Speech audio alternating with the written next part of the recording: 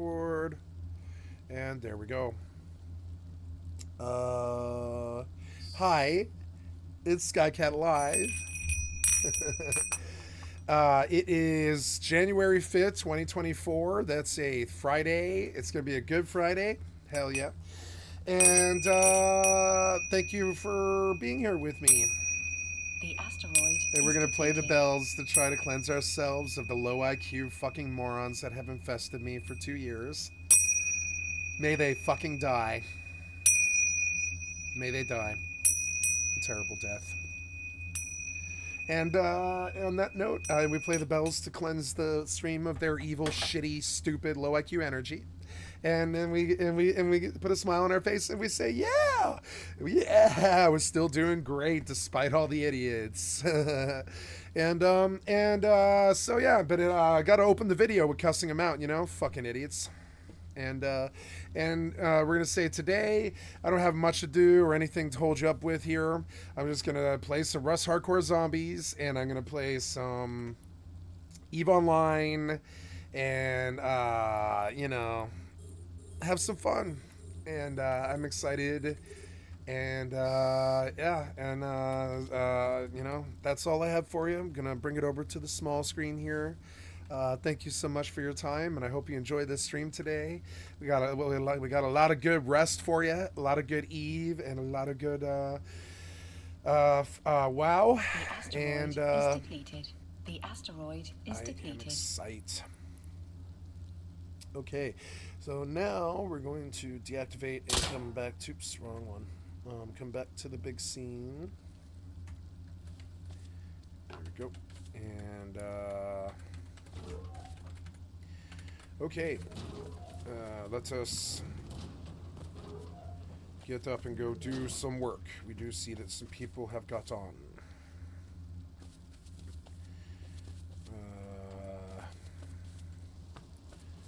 I'm going down the cliffs this direction in the hopes of coming back on the mining outpost.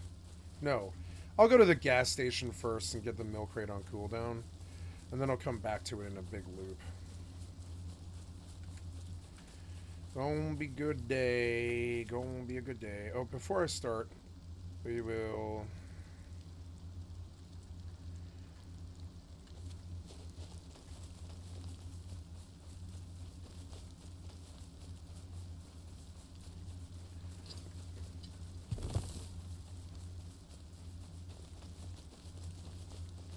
Oh, gotta run my tablet. Forgot. Go.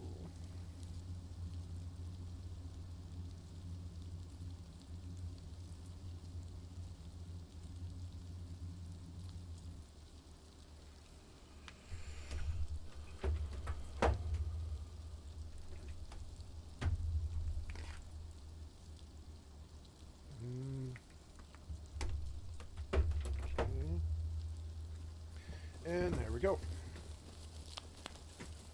Let's just do some farming.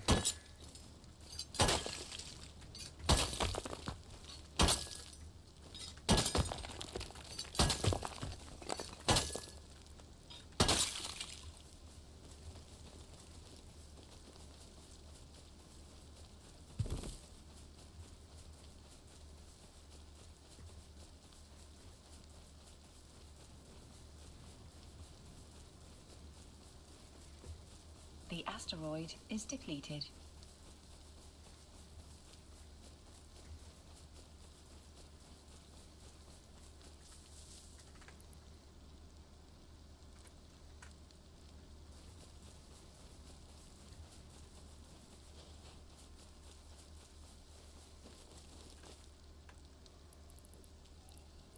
That's cool that the pigs fight the zombies now. That is a lot of fuck zombies that I aggroed, which isn't good. Can I kill them is the question. No. That guy died.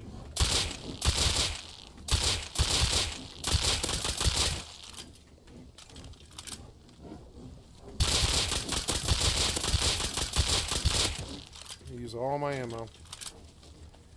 What the fuck, man?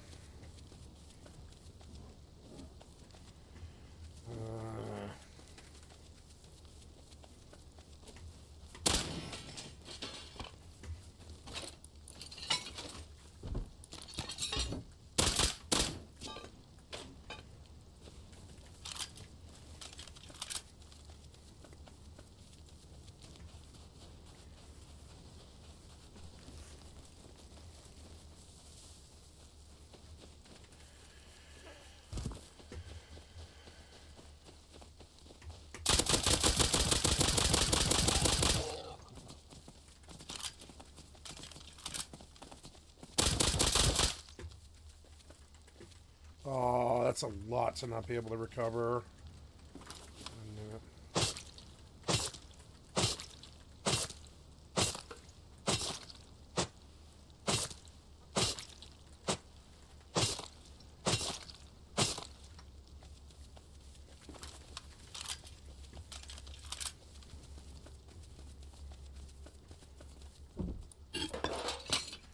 Horse armor is kind of good.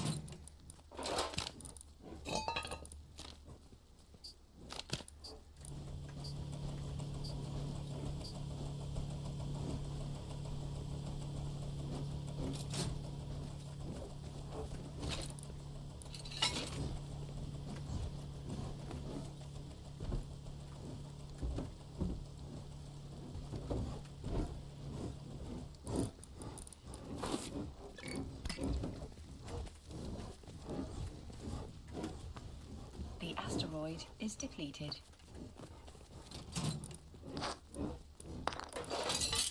Actually, I want the sword kit for rogue.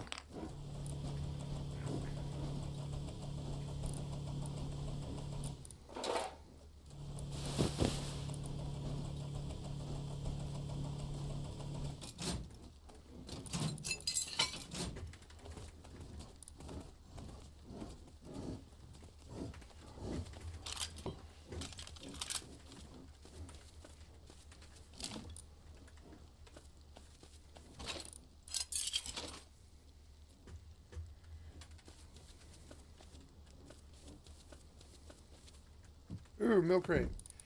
Nice. That's good. Should get it home.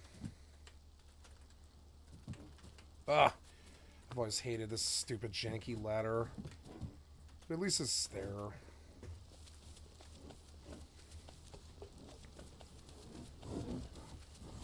Oh, there's another... Oh, wait. Yeah, there's a...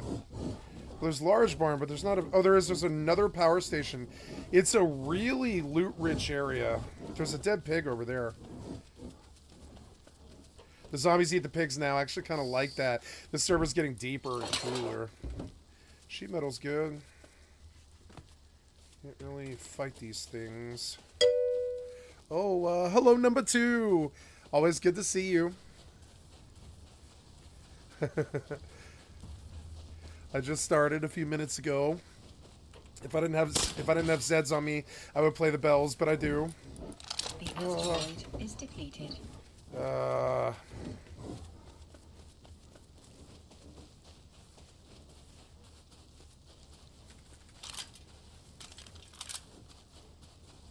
don't know. Let's try and kill them.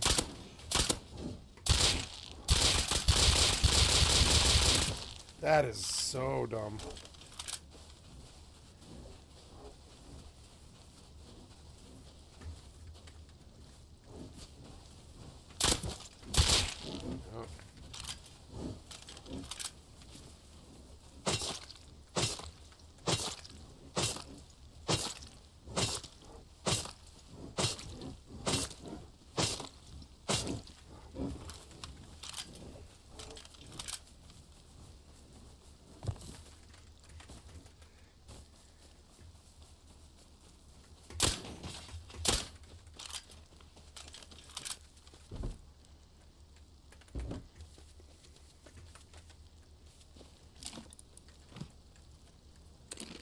The asteroid is depleted.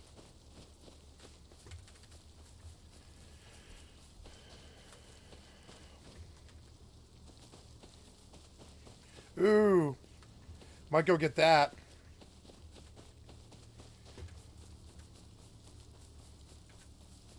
I get it? I must have.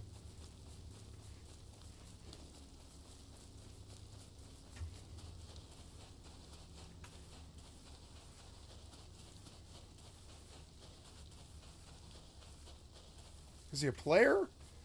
No, Zeds. Oh, damn it. Why am I dropping stuff? Oh, god damn it. Get that shit out of here. I'm gonna put that in, I don't know, shit. That and that in there. Oh god, I don't know. I don't really want to fight him. Got the ammo for it, I guess.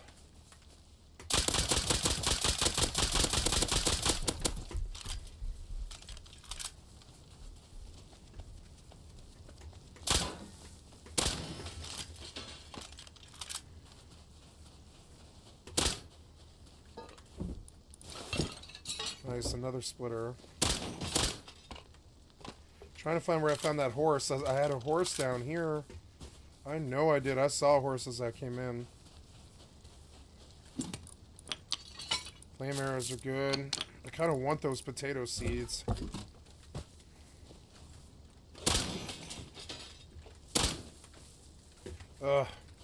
Where was this horse? I know he's like right here. Come on. God damn it. I'm not gonna get this crate because you can't get like I know this horse is here, but the minute I go look for it, it's gone. It's totally gone, and it's gone. It's just totally gone the minute I go looking for it. Fucking so annoying. There, I kind of need that. I definitely need that. That. I don't really need that.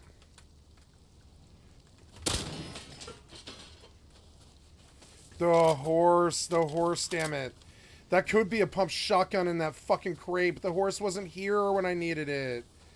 Why? Where did the horse go? It was standing like right the fuck here. It must have died. So annoying. And now I lost this fucking crate. I waited too long because the horse fucked me around.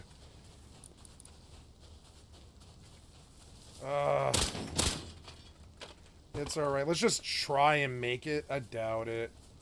No, it's fallen too far, and it's like almost out of render where I can't see it. Damn it. What happened to that fucking horse? It's totally gone. I was like, oh, good, a horse to go in and out with. Oh, wait, no, is that him? That's him. I couldn't see him because of the bush. Damn it. Go, go, go, go, go. I don't see the drop anymore. And I should. Oh, no, there it is, there it is. I see it just now. Go, horse, go. I don't know. Can I make that? Yeah, with a horse, I think I probably can. I'll just barely make it.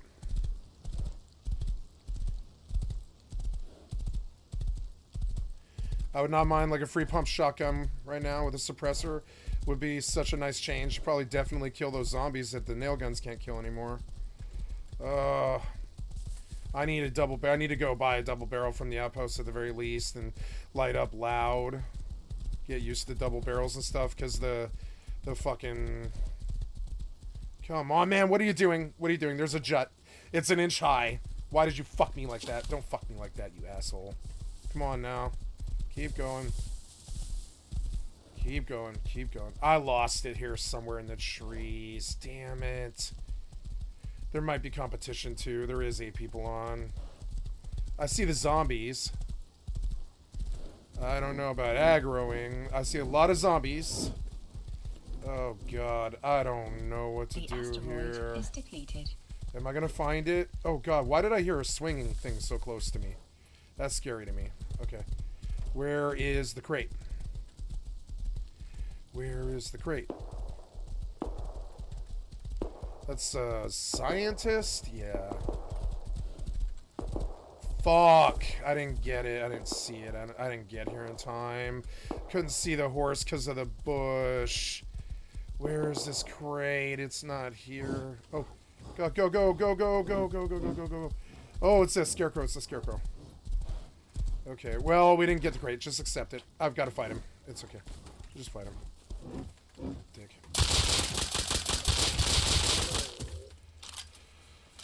Fucking dick-ass scarecrow. Fucker, dude. You were so annoying.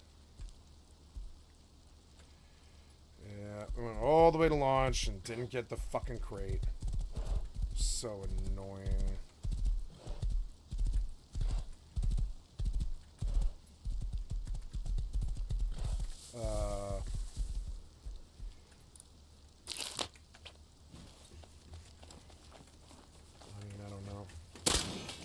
It would be good to get more metals somehow if I could, but I don't think I'm gonna. Yeah, that's alright. I'm just gonna loot all this and... Ooh! Laptop. That's good. Laptops are a good amount of scrap. They're like 50 scrap or something. I wouldn't mind, like, opening a crate if I knew where they were. You know? I should have fed the horse before I went. I don't know. There was, like, ways I could have done that better. I just really couldn't remember where the horse was. I was like, I don't know where. The only way I'm going to reach that crate now is the horse, and he doesn't seem to be where I thought he was. So annoying. I feel like he took the mill crates out of airfield, so it's like a worthless monument.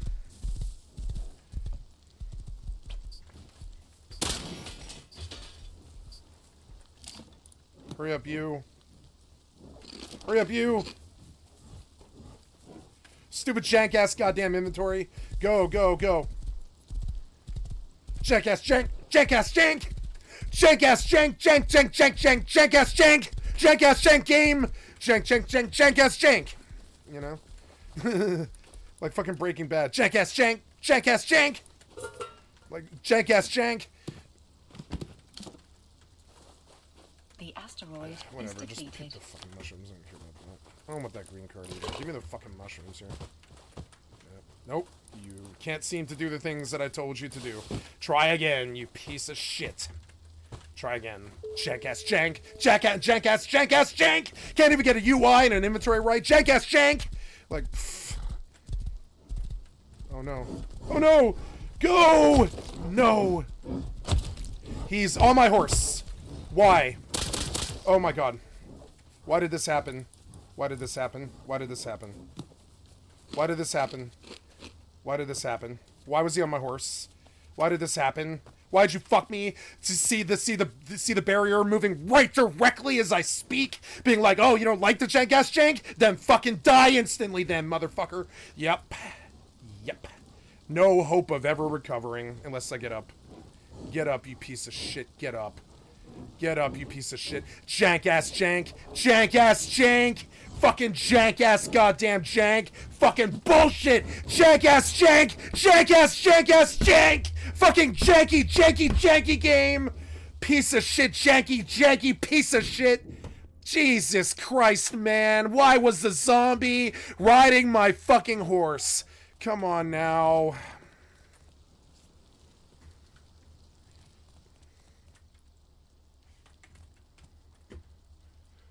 I don't know where this was. I have no idea where this was. It was by launch. I have sort of an idea.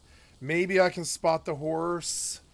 And here we go, running for a body again to try and get around the jank-ass jank of finding a fucking body. I just can't think of any situation in any reality ever where it would be difficult to find a body that wasn't like buried out in the desert somewhere or something like that. You see a body in the fucking field, you're gonna see that from 270 meters, no problem, and you're gonna know it's a body in the fucking field. But the developers can't seem to get around that. They need to make you lose your loot. They need you to make you waste your fucking time sink. They've got a burning desire to waste your time, you know? A jank-ass jank. Jank-ass jank!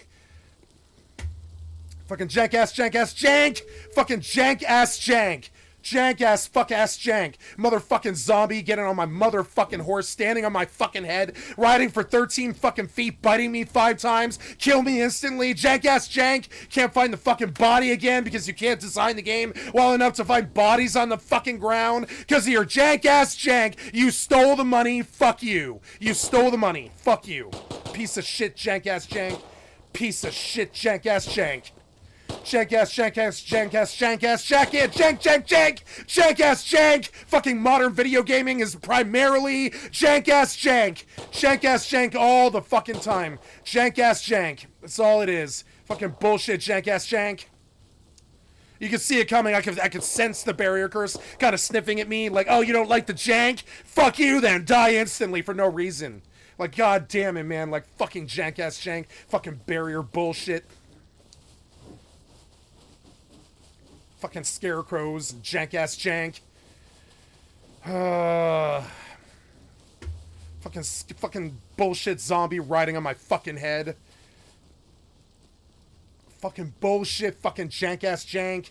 You fucked me on that. You stole an hour from me. I just lost an entire kit in an hour of work because a zombie that I was riding past sucked to me, jumped on top of my head, and rode me on the horse, bit me 7 times, and killed an hour of my work. Now, I know you can't recover the kit, but you should be aware that the zombie rode my fucking head. Motherfucker. Jank-ass fucking jank. Fucking jank-ass bullshit-ass fucking jank. Fucking modern triple anus jank. Fucking jank cocksuckers. Janking this and janking that. Janking up this game and jank that game. And it's like, nah, man, I'm fucking sick of your fucking bullshit-ass motherfucking jank. I'd straight smack you if you were in the room with me. It makes me so angry. What?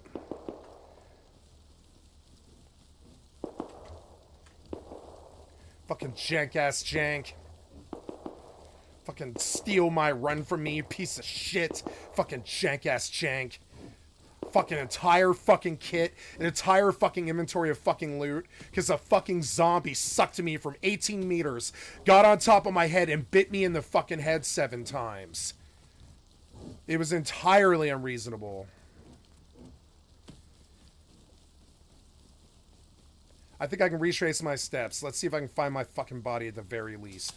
The anger over the jank, I've noticed, totally blinds me to other fucking jank, and then you get a victim. You become a victim to the jank because the jank has distracted you with the bullshit ass jank, and you're like, oh no, it's the gift that never stops giving. It's the gift of jank AIDS and your jank ass AIDS game full of fucking jank ass jank.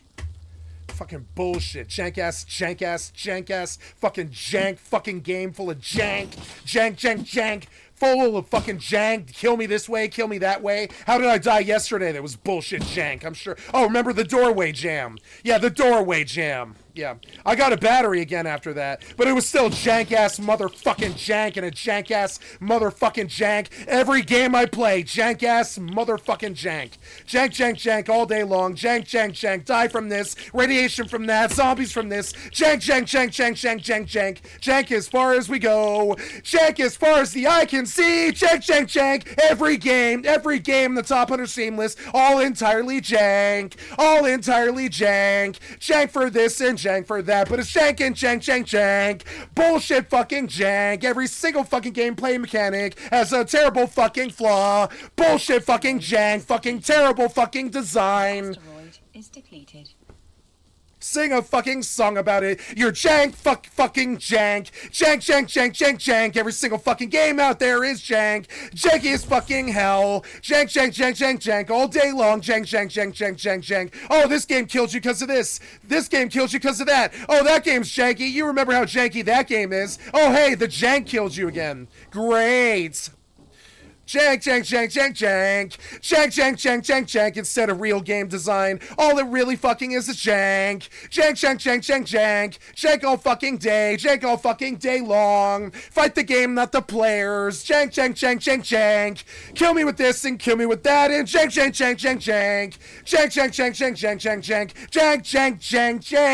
Jank. Fucking Rust bullshit jank. Fucking WoW bullshit jank.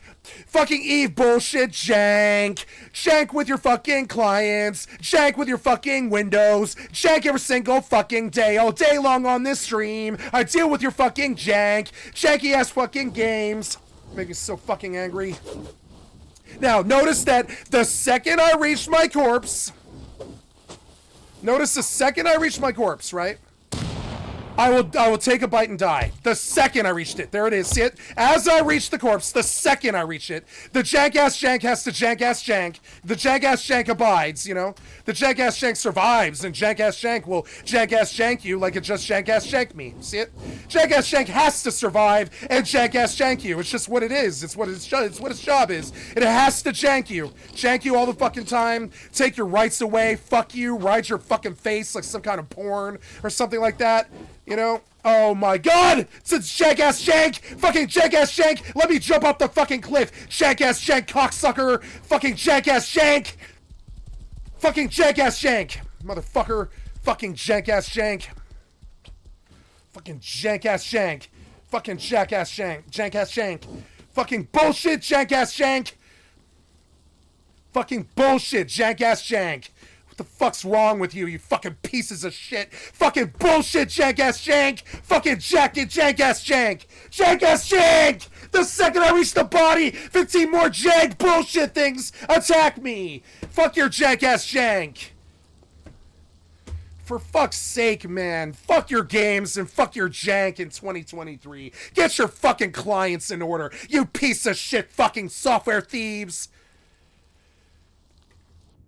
Fucking piece of shit software thieves fucking piss me off so goddamn bad with a jank that rides for 10 years celebration. Let's do a 10 or 20 year celebration of Rust and WoW all the time. We're always reaching 10 years of jank. Yeah, 10 years of jank, yeah. 10 years of jank. You go back and look at Rust or WoW or EvE or FFXI or anything in the first 5 years of their life, you're gonna see an exercise in jank. You can write papers on it and theses. It's fucking jank. All it really was that you were selling us was dishonorable, fucked up spaghetti code. Just admit it. Like this, jank-ass jank. I can't change weapons because you have jank hard-coded into your fucking keybinds and you're trying to fucking embarrass me with your bullshit jank-ass jank. Right on stream. Fuck your jank-ass jank. Fucking bullshit-ass jank-ass jank.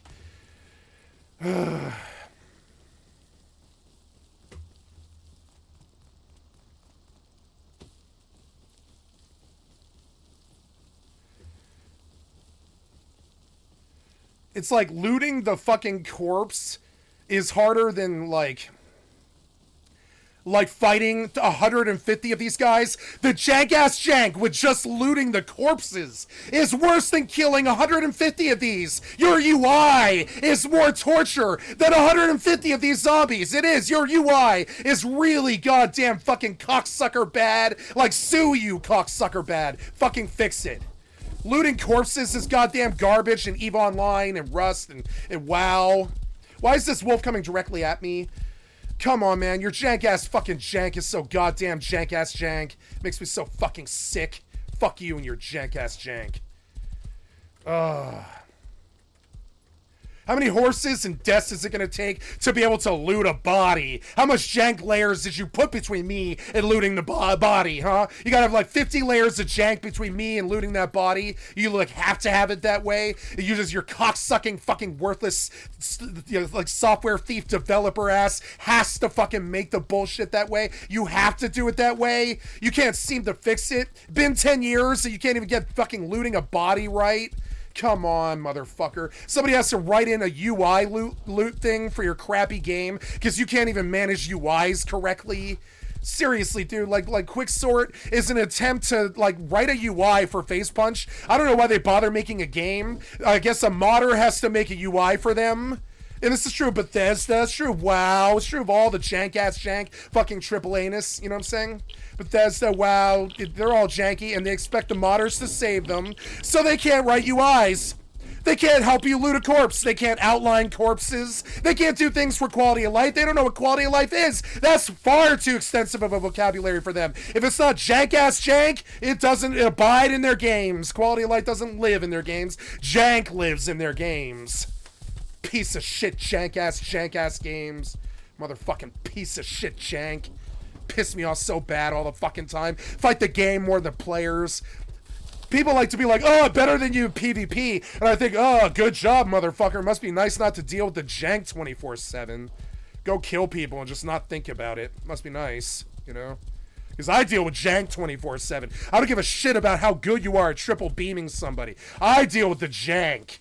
I have a higher problem than you, you know? It's called complete ineptitude in the software coding of the drugs that I'm addicted to.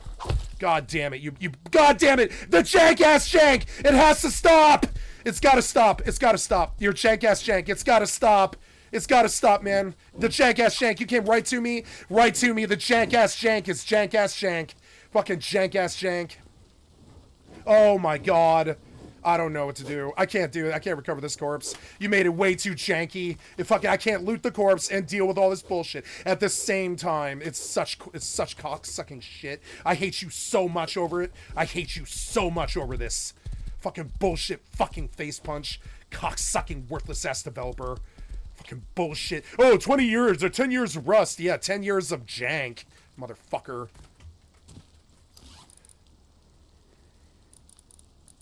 don't know.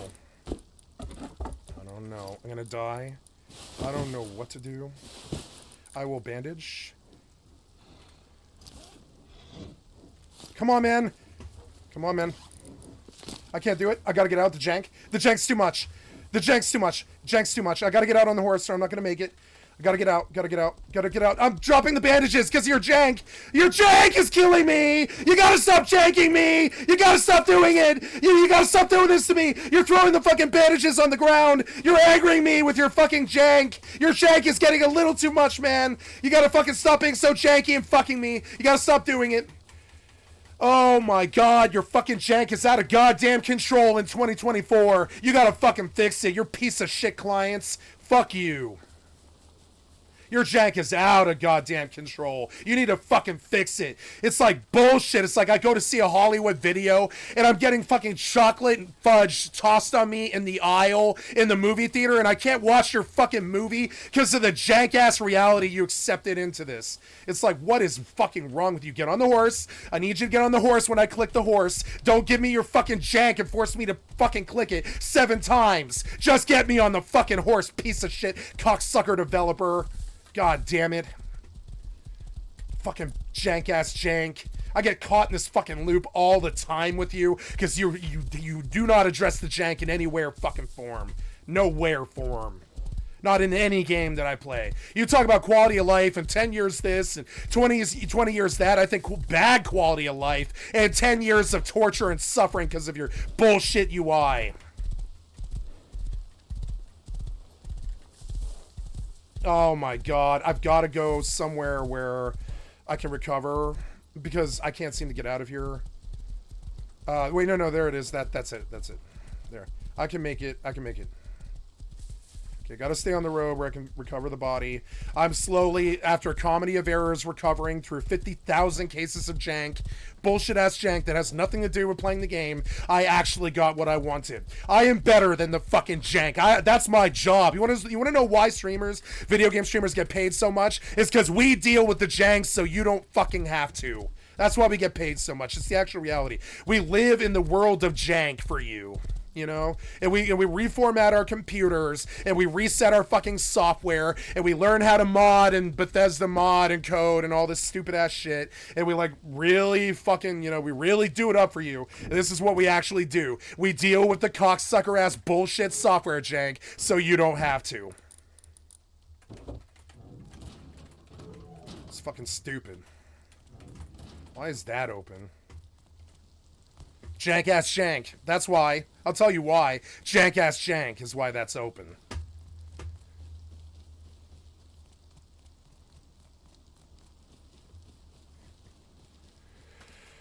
Fucking jank-ass jank. Fucking jank-ass bullshit jank. 5 horse deaths and 2 fucking scarecrow bites and 50 fucking zombies on a cliff, up and down cliffs, with fucking zombies riding on my face while I'm riding a horse and stupid-ass jank-ass bullshit like that, trying to fuck me on my hour-long run. No. I'm better than your fucking jank. I'll never let jank defeat me. Fuck you and your fucking jank. No, I'll never lose to you, not your jank, no. I'll die first before I submit to your bullshit triple anus, cocksucker fucking triple anus developer jank. I'll die first before I submit to it. I've always been better than it. Even when I was like 7 years old, I knew what my real job in life was gonna be, defeating your fucking jank all the fucking time. Great, there's a wolf and a horse and a fucking zombie. Where's my fucking body? God damn it, fucking wolf. Fucking wolf and jank and poison. Fucking jank!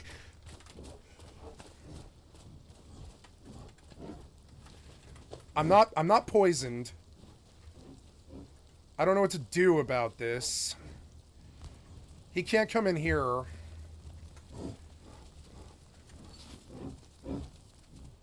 Fucking jank-ass goddamn jank. It's so hard to loot a fucking corpse in your worthless bullshit game. It's so annoying. Tarkov, oh my god, Tarkov's fucking way worse. You and your fucking UI bullshit jank comprising gameplay can suck a dick. Your UI jank does not comprise fucking gameplay. It's just UI jank, that's all. It's just UI jank, that's it.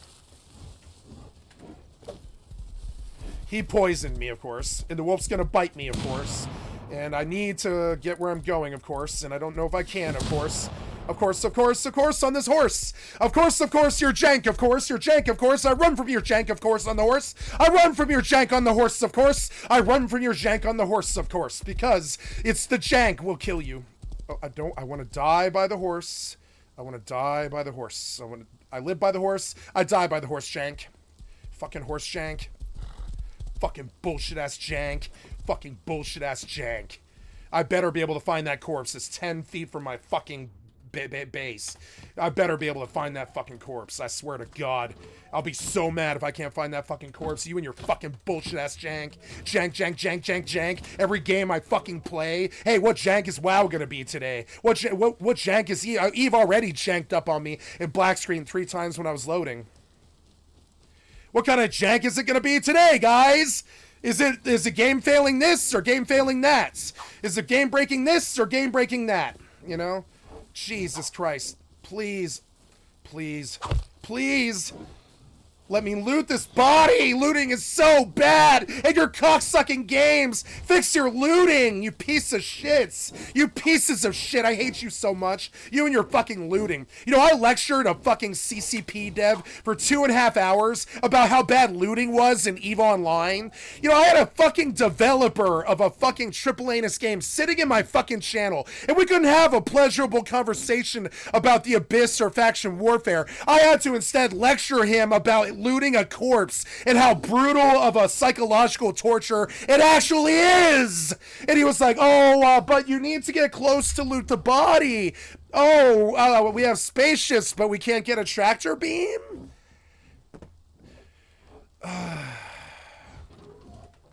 In a game that has a tractor beam, it's got one, you know.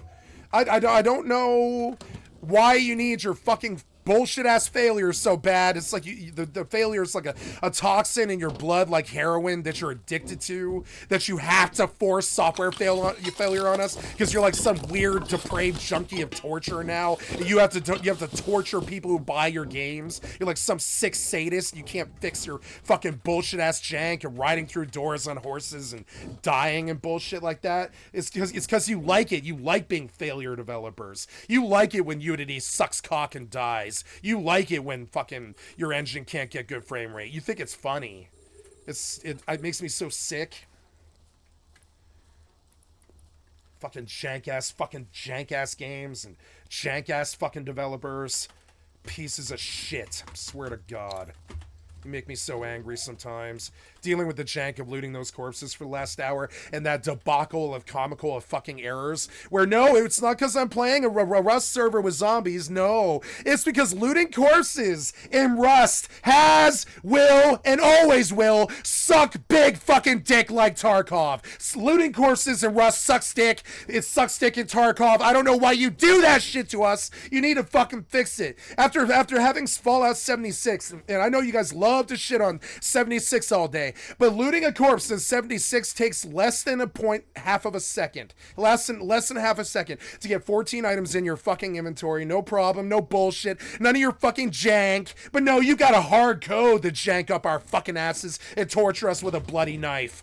Fuck you and your bloody knife fucking butt torture of your fucking UI client torture and 27 years of it. Cocksuckers. I hate you so much. You and your fucking bullshit ass jank resides like heavy in 2024. It resides. It's there. It abides like the dude. Your fucking jank sits there on every fucking client I play. Ugh. I can't wait to get in a room with a real developer. I can't wait to actually give them the fucking wake-up call they actually need. You know what I'm saying? Like, I can't wait, you know?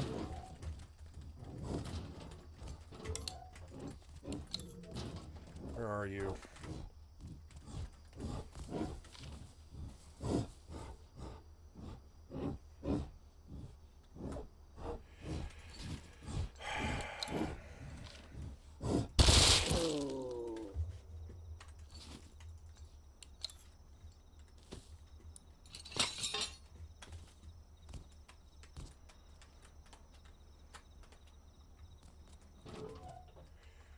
jank ass jank, 7 deaths and fucking 5 bites because your fucking loot UI. Your fucking loot UI. This thing I was talking about, quicksort. You see this up here? This is a modder's attempt to, well, not an attempt, they succeeded. This is a modder's successful attempt to show you how actually inept you actually are as developers. You're inept. They did it with a basic UI, which you couldn't do in 10 fucking years. This isn't Phase Punch. This is a modder. You know what I'm saying? That's a modder. Like, even this game, the modders are saving the triple anus. Usually, you guys just keep on releasing Starfields and keep on talking about 10 years of Rust when you can't even get looting a corpse right. You can't get you can't get highlighting corpses right in 2024. Why would we buy your products, you worthless piece of shit thieves? You can't even get highlighting corpses right. You know? My faith in you is 0. My faith in the industry is 0. I don't believe it when you tell me like a game like Throne of Liberty is going to be good. I don't believe it or buy it. I don't buy it. Yeah, it's going to be good and full of jank. Yeah, it's going to be good and full of jank. Yeah, I'm aware. And any brand new game is so full of goddamn jank, it's not even funny. I'm not sure I want to do it again, really. I'm like, nah, I don't really think I can like reside through another fucking generation of goddamn jank.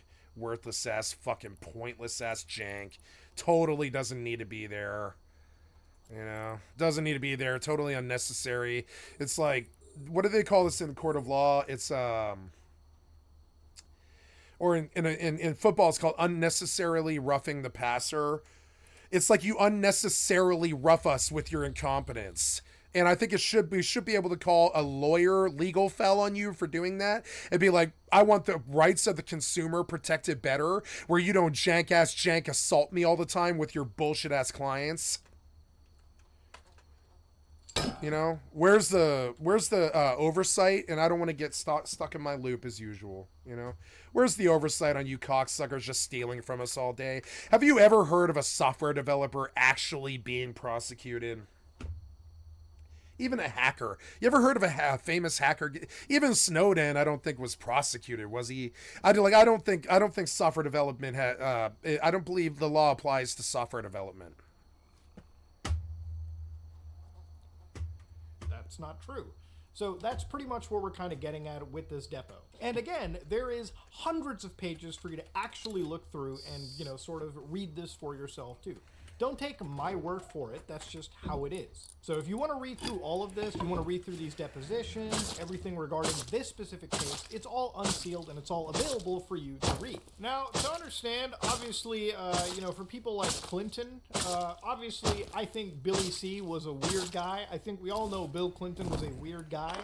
Again, there's nothing, you know, accusatory that you can put onto him that already hasn't been talked about in the hearsay. But it's interesting that Hillary Clinton, you know, she's like, throwback to New Year's Eve 1999. Bro, she kept that on the locked replies. Sis, have you heard? I think she has. That's why they're locked. But to understand, you know, people who are talking about like Bill Clinton being creepy, that doesn't shock me whatsoever. The other thing I wanted to look at was the connection of some of these individuals to the Epstein flight logs. For those of you who don't know, there have been flight logs that are released in the case regarding USA versus Maxwell. Now, going back to Stephen Hawking, even as one mention, which is the email, you know, transaction between Jeffrey and Ghislaine, they never actually double on proving any of these actual accusations. But going to Stephen Hawking, for instance, he was pictured on Jeffrey Epstein's Island of Sin, which, again, this is apparently captured in 2006, March of 2006, as reported on by The Telegraph. Now, I actually have an entire log sheet that was released as part of USA versus Maxwell that goes all the way from November 2005, dating all the way back to, again, April 1991. And obviously, because of the date that Stephen Hawking was pictured, he's not going to show up on any of these logs. But these logs are interesting to look at irregardless. Now, to give you full context, just because you fly in and out of the island is not indicative of you committing illegal activities.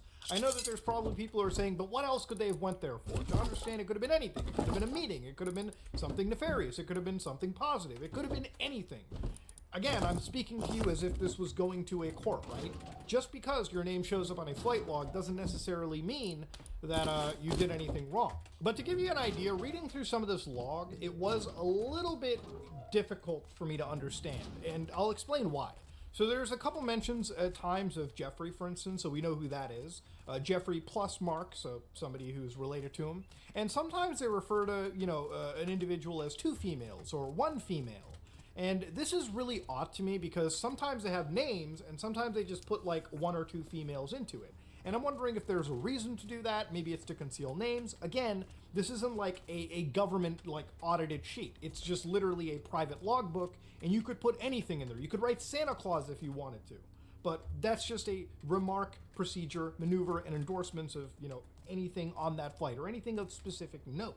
Of course, then it gets to a point where they start abbreviating names. So you see JE, GM, ET, female, and again, it's just abbreviations. So without a sort of index to tell you what those abbreviations are, you can make an educated guess, like JE, probably Jeffrey Epstein, GM, probably Ghislaine Maxwell, VR, who knows who that is, right?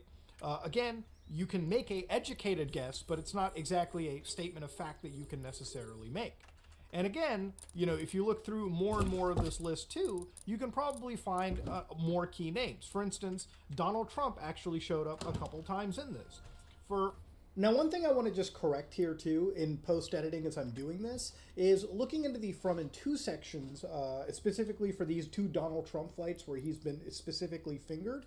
You can see in the from section it says TEB, according to how I understand the handwriting, and then the to section is PBI. So 2 dates from TEB to PBI and then back. So TEB appears to be the airport code of Teterboro Airport, and PBI is Palm Beach International. Now, I'm not a multi-billionaire, so I don't know how often flights are constantly shared. I don't know how much flight air pooling goes on, but it just shows that these 2 were in a plane together. Again, there's 100 pages of this documentation, and if you want to comb through every single entry, exit, date, flight, who was on it, it's for your viewing pleasure. So going to page 18 of the deposition again, you can see that a question was asked. Do you recall where you flew to when you traveled the first time with Jeffrey?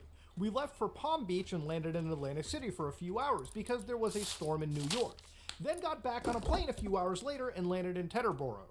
And you said that you recall landing in Atlantic City? Did you go into Atlantic City? Yes, we went to one of Trump's casinos. Did you actually go into the casino? Yes. Do you recall Virginia at the time, Virginia Roberts, being present with you? Yes. Do you recall if she went into the casino? She was underage. I did not know anything about how old you had to be to gamble legally. I just knew she could not get in because of an ID issue. So she and I did not gamble. So even, as far as Trump was mentioned in here, it was the casino. And that's pretty much all that one could get to. So powerful names were mentioned. People like Donald Trump. People like, Bill Clinton. And of course, let's not forget people like Prince Andrew, for instance, where they literally refer to as Prince Andrew. Arguably, he's probably mentioned more times by his official title, Prince Andrew. I believe at some point they actually do just use first last names. But he's mentioned arguably as much as Bill Clinton even in this list too. Again, these aren't names that anybody is shocked by. Everybody knew that these were kind of the names that were going to be pointed fingers at. But it was great to actually sit down and review hundreds of documentation that pretty much just already proved what the world already knew anyways. So again, all of this information is floating around freely to access. You can right now read these all for yourself. And there is a lot of context that can be added. There's a lot of things that can be learned about this case if you're truly interested. But for me, I wanted to look at, again, what appeared to be the largest bombshells and also clear up misinformation and also provide more context and understanding of what people were reading, at least as much as I logically could. Look, at the end of the day, this case interests me because people have also turned it into a sort of left versus right or team sports on the internet. Look, at the end of the day, I don't look at people as powerful as Bill Clinton or Donald Trump as different individuals. I look at all of them as the same. I look at people like Prince Andrew, people like Bill Gates, people like all these as rich and powerful individuals. And obviously, they are all connected in some way with each other. Now, does that mean just because they have a connection that there is some illegal cabal or some illegal operations or some illegal shit going on just because they met? Obviously not. There is not enough evidence to conclude that. Obviously, rich and powerful people know each other. And for a lot of people who didn't want their names out here, you know, the fact that just their name attributed to a Google search of Jeffrey Epstein is already bad enough for them. This is one thing that really didn't shed any light to me, personally speaking. It didn't really like give any bombshell evidence towards somebody. Nobody appears to be going to prison because of these unsealed documents, okay? These documents were unsealed, I assume, finally because the investigation amongst other people is probably progressing at a rate where they can just reveal more information. Usually information is sealed, from my understanding, so that it doesn't conflict with actual, you know, actual investigations by government agencies. So, I don't know. Especially in a case where some of the most powerful people with access to some of the best lawyers, some of the best ways to conceal information exist. Again, this is a situation where big names were dropped. No actual real criminal evidence dropped along with it, other than, again, mentions and understandings we already knew for years. But yeah, ladies and gentlemen, the Epstein documents are out. Not much to really go over, but yeah, ladies and gentlemen, if you like what you saw, please like, comment, and subscribe. Dislike if you dislike it. I am out.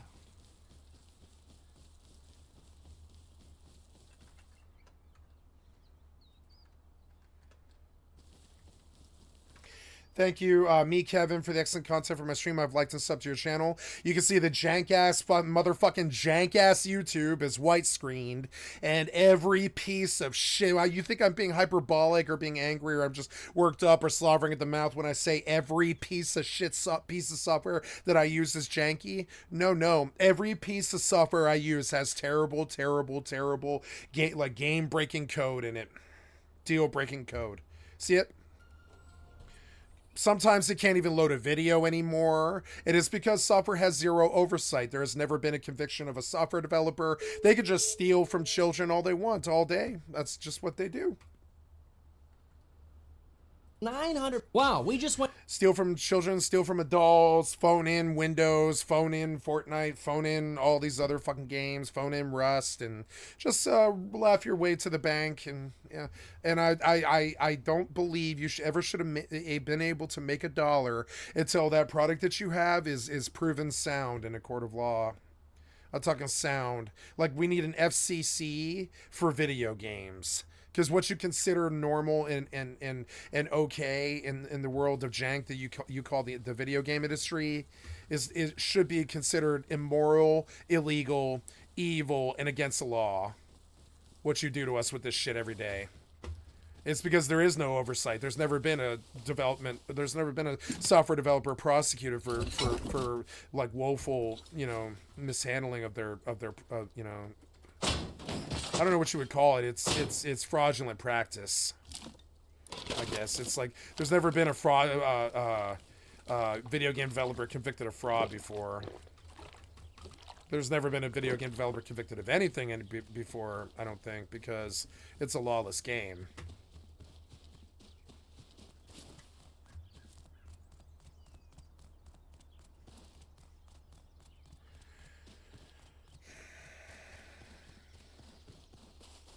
Like, for instance, I have been a drug dealer before.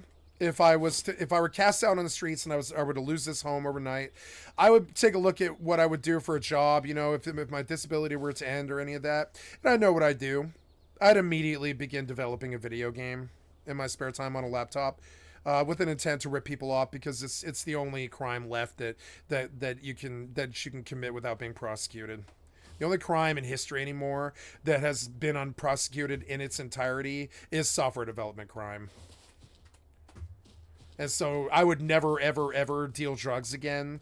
Having been in the streamer scene for 2 years and understanding the extent of it, I mean, I've known it all my life, but then watching it professionally embarrass me with its weapons grade, you know, fucking baloney and bad coding and all the shit, right?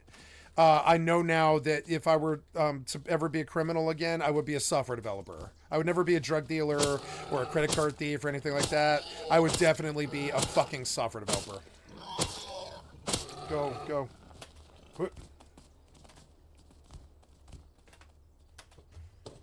I lived, but just barely. I don't know why it takes goddamn 35 melee hits to kill Pig now. Aw. No respawn. Damn it. Oh well, that's okay.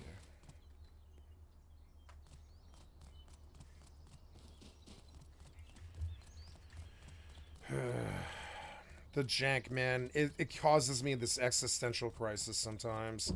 Watching what I'm forced to deal with while you just laugh and you're fucking, you know, all the way to the bank in your McMansions in Irvine, California. It seems like injustice, and I want to see some prosecutions.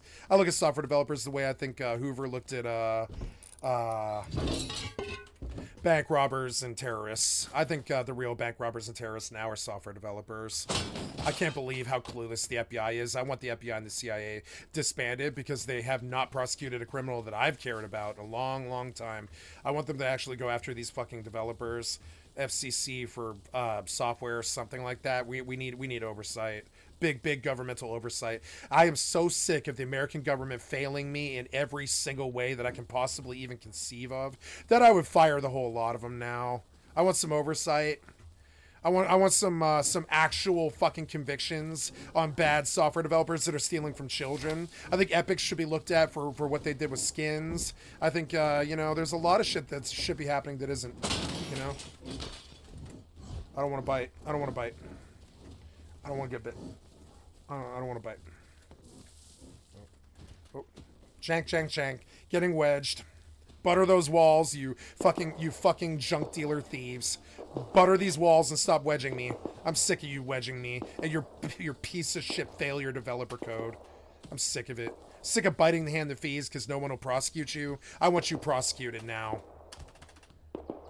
I want to hear about $20 billion of my tax money going towards a brand new federal oversight committee, an FOC, right, of the software development scene and what they're doing to children and what they do to people in this, you know, the industry itself is like a $100 billion industry, and there's never been a prosecution ever. $100 billion industry with zero prosecutions ever, and you're going to see the worst problem that we have as you know, as humans now is all the crime, all the mafia, all the rape, all the murder, all the stealing went online and is now software development in a game where we haven't had a prosecution of a single software developer in 30 years, and it's the death of America. It is. It's right at the core of the death of America is the lack of prosecution of the wild west that is software development.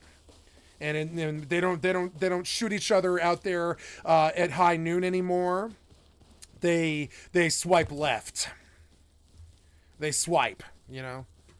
They swipe your credit card. They don't, like, you know, they took their crime and they took it online. And now watching people like Russ and Face Punch Steel with the jank, watching, you know, Fortnite get worse over the years, even though we gave them $1 billion in skins. I don't know. I view that as thievery. It's thievery. It's and theft and scam and a lot of things that we should not abide as Americans and citizens of this world. It's a lawless revolution of fucking demon bankers, demon software developers, online fucking bad actors and thieves, griftonomics, and software developers stealing from children wholesale and to the tune of $100 billion every year. It's a lawless orgy of crime and deprivation and theft, and there's never been a prosecution, you know?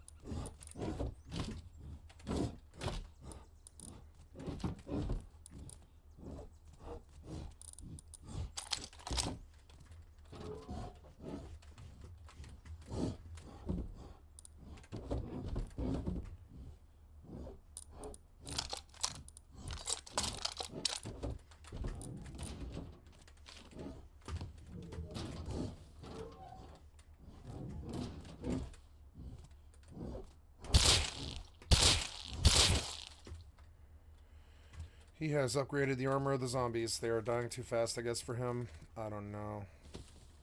It's a different server now. Different server.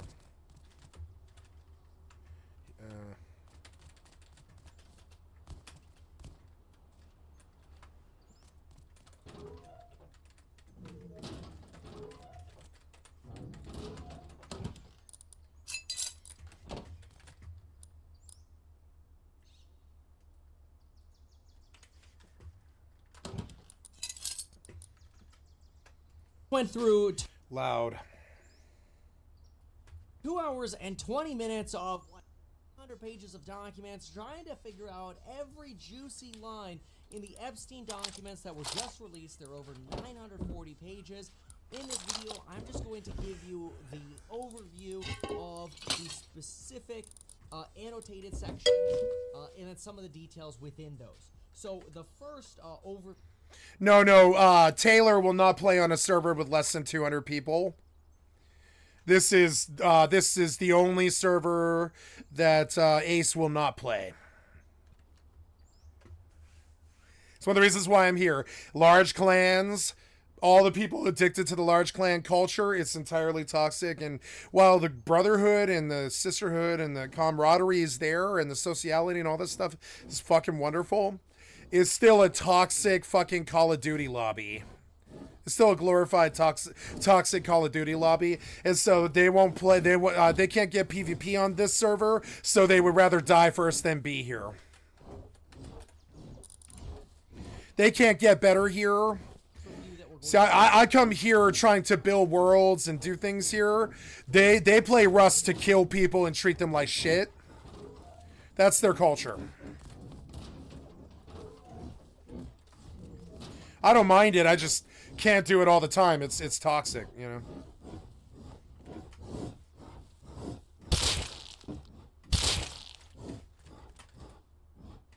So no, we'll be probably on well, not probably, like we'll definitely be on like 200 to 300 pop, 2x, fresh wipe in 2 months. It'll be, you know, this is a long time. It won't be for a while. 8 weeks, something around, like, you know, mid-spring. We'll do a couple of hours to maybe a couple. I'm talking about a session that's only maybe 8 hours in its completion, you know. I'll probably be there for Thursday and Friday of the beginning of a wipe. Those boys, they live a security culture of toxicity and bullshit all day, and they can't have me there. The security leak that my stream provides. Now, why is my mining drone hurt? That makes no sense. Okay, whatever. And so, yeah, they come from the big, toxic, large clan culture where they treat each other like shit, and they door camp, and they brag about stealing nail guns because they have small penises, and they're fucking stupid. And not all of them, but a bunch of them really are. I would definitely say one of the things that I really feel like I have a pretty strong conviction of, after 20 years of doing WoW raids and Rust raiding, I think the raid scene is actually the lowest IQ scene by far. It's the people with the biggest egos, the least amount of skill, not always the least amount of skill, but oftentimes the least amount of skill, and the biggest fucking ego for some fucking reason, right? And so it's a whole vibe that I can only handle for maybe about 8 hours a year anymore. I couldn't do it in WoW raids anymore. It's that sweaty locker room culture where they all think that they're playing some kind of NFL, you know, fantasy football game together, and it's all about sweaty men competing with each other and all this stupid ass shit that I always thought was fairly pretty gay, frankly. A lot of really gay shit, frankly, about men being around men doing men things with other men. It struck me as pretty fairly gay, the raid scene. And I'm not against gay. I don't think gay's bad. Gay's great, or whatever. Marched in a gay pride parade before. I don't care about gay people. I'm talking about, I don't want to hang around a bunch of sweaty, thirsty men all of my fucking life in some Discord, acting like a sweaty, thirsty man about the Rust culture and the Rust clan stuff. It's the purview of young incel virgins and people who have anger issues and people who are going to sit in front of a screen their entire lives and instead of actually living it. And it's a place that I like to visit, but it is not a place that I can live. I am not rejoining the clan. When I speak of, yeah, I'm gonna do a wipe with I'm gonna do a wipe with Ace just to see him. Yeah, it's gonna be maybe 4 to 8 hours, maybe if I'm lucky, before the culture and the toxicity and the bullshit cheating and the hackers and the tiny penis Rust players and all their tiny shitty tyrant minds. And they keep telling themselves how smart they are because they're super good at one single game, and how skilled they are because they're super good at one single game, and that entire fucking trip.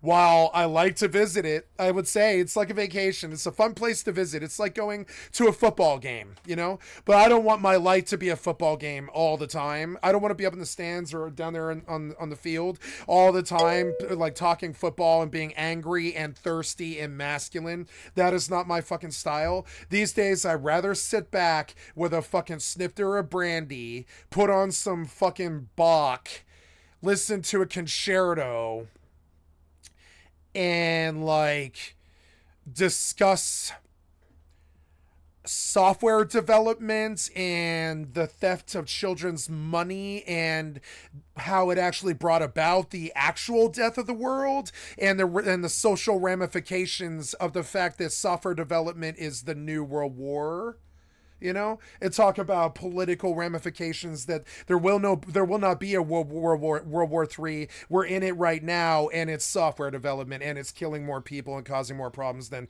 World War II did. And so I'd rather have social and political, you know, conversations on a higher level than, oh, shoot him in the head, shoot him in the head, shoot him in the head, or, oh, push, or, oh, he's in the elevator, go, push, I'm gonna peek, all that stuff. I did watch tactics shit for 10 years, and it's a great place to visit. It's like playing paintball. It's really fucking fun to go play paintball once or twice a year. It's super fucking fun. But those boys, they want to live at the paintball range 24/7 and have that be their life. And while I'm gonna be there with them socially, and I love that crew, and I visited there for 2 years before it became far too sweaty and far too male and far too gay I'm not talking about gay like in a bad way. I'm talking about it's a lot of men talking to a lot of men. You know? You said, I had a group of online friends from PlayStation, but once I got on PC, I've been a lone wolf gamer. See, I was always running a 500-man clan or guild. I just recently, in the last 3 years, co-ran like a 30-man clan. I have been a social butterfly person my entire fucking life, and that's something that I don't want to be anymore. And so your thing about lone wolf gamer, that's what I want now. I have never been alone in my whole life. I'm still not alone. You're here with me right now. I have never been alone in my entire fucking life. I guess when I go to bed at night, you know. But honestly, being alone is what I need most. I always had a girlfriend. For 27 years. I always had a girlfriend right next to me in the bed with me. 27 years. This is the first time in many years when I wake up in the morning and I don't have to ask the girl if I kicked her when I'm in my sleep or something, you know. I really like being alone right now. I really like it. I was not alone my whole life. I know that the rest of humanity is facing this loneliness culture of incel, like involuntary incel stuff, and they're in loneliness is like a weird kikimora like fucking plague on the world right now. But I'm one of those outliers. I just can't seem to get alone. I can't. And so, you know, that's where my life is now. I want to be you. I want to be you. You had the life that I always needed and wanted. I did not have the luxury of that. I was always the lead singer of the fucking band. I was the CEO's son who sat in the business from 3:30 in the afternoon until 9 o'clock at night most nights, being a secretary, being an editor. I was the kid at the cat shows, bringing cats to the ring and being clerks for the judges. I was the lead singer in a fucking band. It's like being a fucking It's like listening to Britney Spears or Christina Aguilera or one of them talk about being in the Mickey Mouse Club. I was like a Mickey Mouse Club kid, and I lived my life like that till I was like 36, and now I would really like to fucking be alone. I don't like that there's software development problems encroach on my life. I don't like that they're stealing from us. I don't like that kids gravitate to my stream. There's all these things about my life that are just not normal compared to the experience that everyone else in the world is having. I don't agree with it. I don't vote for the same politicians. I don't like the same bands. I don't like the same games. I don't play them the same way. It's not like I like being like anti-conformist. I don't like that. I would very much like to be a married man with 2.3 kids and 2 houses and a mortgage in the fucking suburbs with a fucking cubicle system admin job and a midlife crisis and bald and fat, right? I wish. It's more like I've got drug dealers gunning for me. I've got fucking problems with supermodel girls. I've got fucking issues with the government trying to kill me. I've got fucking problems with the poverty and the mental illness and brain damage. And all I really, really want is a nice, calm world where I don't have to freak out for 45 fucking minutes and scream at the top of my fucking lungs over the software jank. You know what I said to my mother yesterday? I said it. I was like, well, she was like, what do you want? What do you want? She was like, what do you want out of life? She's like curious about it. She's like, what do you want out of life right now? You seem to be going through some kind of like, renaissance in your life. And she's like, what do you want? If you're successful, what would you like? And I was like, she was like, I will get you something. She was like, I'll get you something for Christmas or what would you like? And I was like, there's nothing in the world I want. There's nothing in the world I want. I just wish to be left alone, and I don't want to be hassled by bullshit people with small penises and small IQ all day. I don't want to fucking handle bullshit, small penis, small IQ, bad software development that fucks up my day all day and my mother's day and everybody else's day in the fucking world. I don't want to hear about how all my politicians are raping children. I don't want to hear about how the new fucking world war is actually software development. I don't want all these complications. I like being a lone wolf, And so I've lived a mixture of both all of my life, and I went lone wolf about 7 years ago when I became homeless, and I didn't look back. And so now like it hurts Ace when I don't show up. It hurts my band when I don't show up. It hurts my aunt when I don't call. It hurts my family when I act like they don't exist and I disappear for 4 days like some kind of fucking Robert Downey Jr. on some kind of meth binge or something like that. It hurts everybody when I don't talk to them. It hurts my best friends when I act like they don't exist. But I'm sorry, I just have had too much of humanity in my life. I'm sick of the fucking software jank ruining my life all day long, every single day, my entire life since I was 8 years old. I'm sick of the digital serfdom ruining my life as a human being since I was, 8 years old. I'm sick of the fucking World War lasting since I was 8 years old. I'm 41 now. You know what I'm saying? Like fucking, it has been 33 years of digital serfdom and torture and suppression of the government, suppression of my friends who are hurt by the cold, and all these other systemic and fucked up, pointless, totally unnecessary roughing of the passer bullshit that tortures us for no reason and entirely unnecessary. It's not there because they don't have the money to fix it. They do. It's not there because they don't have the knowledge or the know-how to fix it. They do. They just stole the money, ran to the bank, and laughed at us and while we reinstall Windows 17 times a year. I mean, and so, it all connects to me. The desire for the men to be thirsty in the locker room culture, the desire for them to be gun nuts, their desire for automatic weapons to cause stuff like Uvalde, Texas, their desire to bring war to the Ukraine, their desire to bring war to Palestine, their desire to fucking steal from children with skins and bad janky design and all of the bullshit of the fucking world It's one big dick that they love to shove down my fucking throat randomly. And it's not like they come and knock on your door, and when you answer the door, they tackle you and shove a dick down your throat. They fire off an auto dialer that shoves 10 billion dicks down our throat one by one with an algorithm. And that's the modern age. And so I get problems in real life with fucking actual bullies. I get problems in the digital realm with cyber bullies. I get problems with garbage fucking crab people in my government. I get problems with garbage crab people in my personal life who physically try to kill me. I have garbage crab people problems in the software digital realm. And I'm sick of it. Fucking sick of it. The lone wolf thing is my only defense against it.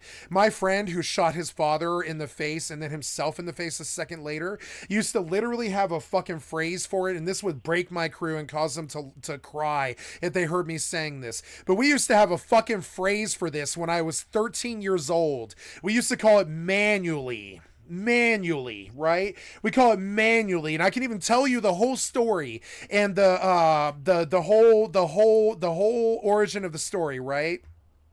Of where the phrase manually came from. It's an inside joke in my crew, but manually is what caused my friend to commit suicide and kill his father. Manually is what caused the war in Ukraine. Manually is what causes the war in Palestine and Israel and stuff. Manually is what's causing all these software developers to rape children on the Lolita Express and all that. And let me describe to you what manually is, right? So in Half-Life 2 on the PlayStation 2, there's an added-on level that plays on the PlayStation 2 co-op version. And Half-Life 2 Decay on the PlayStation 2 was a very, very, very special game that we played for many, many, many thousands of hours. And we would hot switch out co-op Half-Life 2 on a console, right? It's called Half-Life Decay.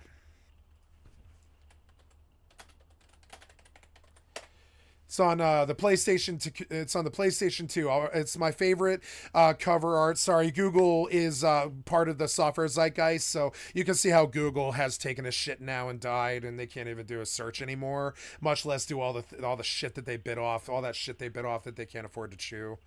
And so Half-Life Decay, cooperative multiplayer game, right?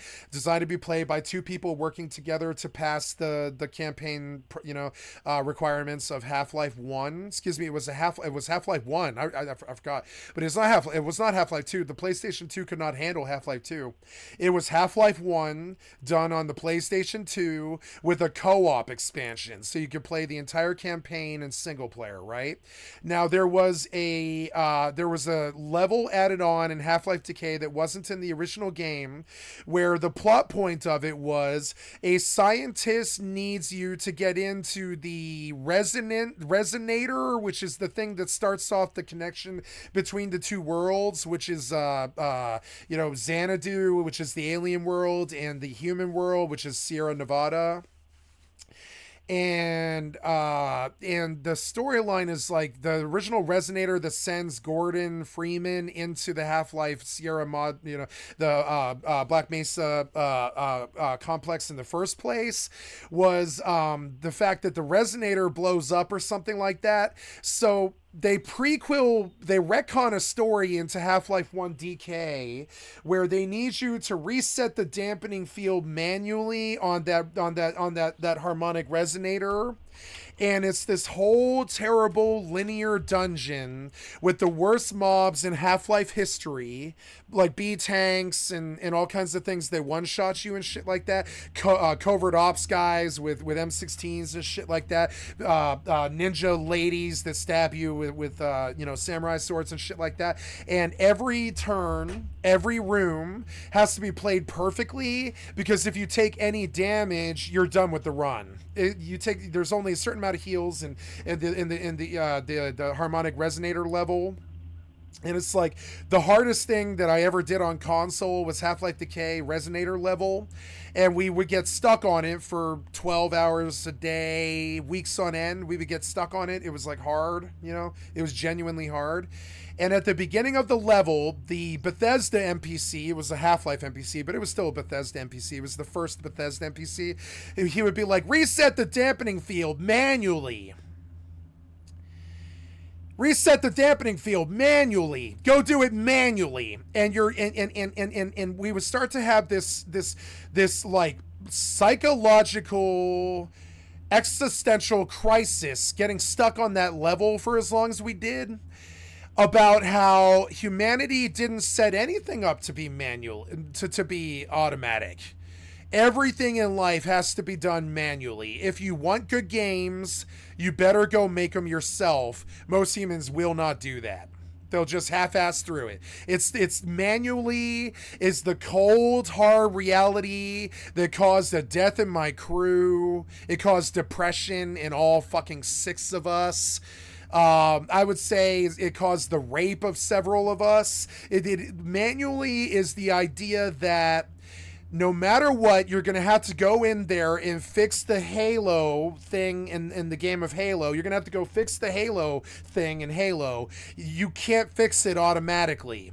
All this technology that we have, all this software that we have, still isn't going to put an astronaut on the Mir station to fix the Hubble telescope or whatever it is when it breaks. We don't have an automatic piece of software to solve our problems, and we never will. AI won't do it, right? AI, as much as they like to say it's the future, it still won't solve our problems. Nothing will ever solve the problem that if your wife is having a baby at the top of a mountaintop, you still have to get up there and help her birth the baby. There's never going to be a computer that does that. There's never going to be an AI that solves that problem for you. There's never going to be some AI that polices the bullshit software theft developers of the fucking despots of the world, you know? There's never going to be AI that busts criminals or any of this stuff. We have to go do that stuff manually. And when you have to understand, when you finally understand that the reason that you have to do it manually is because everybody in existence, pretty much almost everybody in existence, goes at life, work, their family, and their execution half-assed. So, having to do everything manually. Like, for instance, what is Ridley in Aliens have to do at the end of the movie Aliens? She knows that Newt is down there in the fucking depths of the belly of the fucking beast with the worst thing in existence. It's basically the devil. It's the queen of the fucking xenomorphs, you know? It's like pretty much the devil. It's like what I consider to be essentially the devil. It's a hive mind that doesn't think like primates and just wants to eat us, right? It's essentially like my worst nightmare is essentially rad scorpions that become a colony that rivals the human colony on this planet, right? Rad scorpions that have a hive mind like bees or flies, like the buggers in Ender's Game. That's my worst nightmare, right?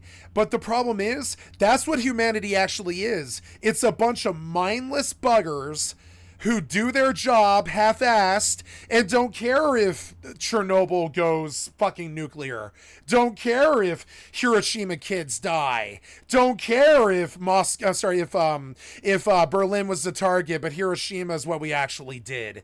Don't care if 9/11 was committed by an American cabal to kill 4,000 American citizens. We don't care if that shit happens because everything that we do is half-assed. When we built the first car, it was half-assed. When we built the first plane, it was half-assed. The planes that we still build are half-assed. Our spaceships are half-assed. Our computers are half-assed. Our politics are half-assed. Everything has to be done manually if you want anything to be done at all. This is the existential fucking crisis that is humanity. If humanity does something, the first thought that they they have is how can I do it faster? How can I cut a corner? How can I pass the responsibility on to some other living thing that isn't me? And how can I coast on without having to do the work?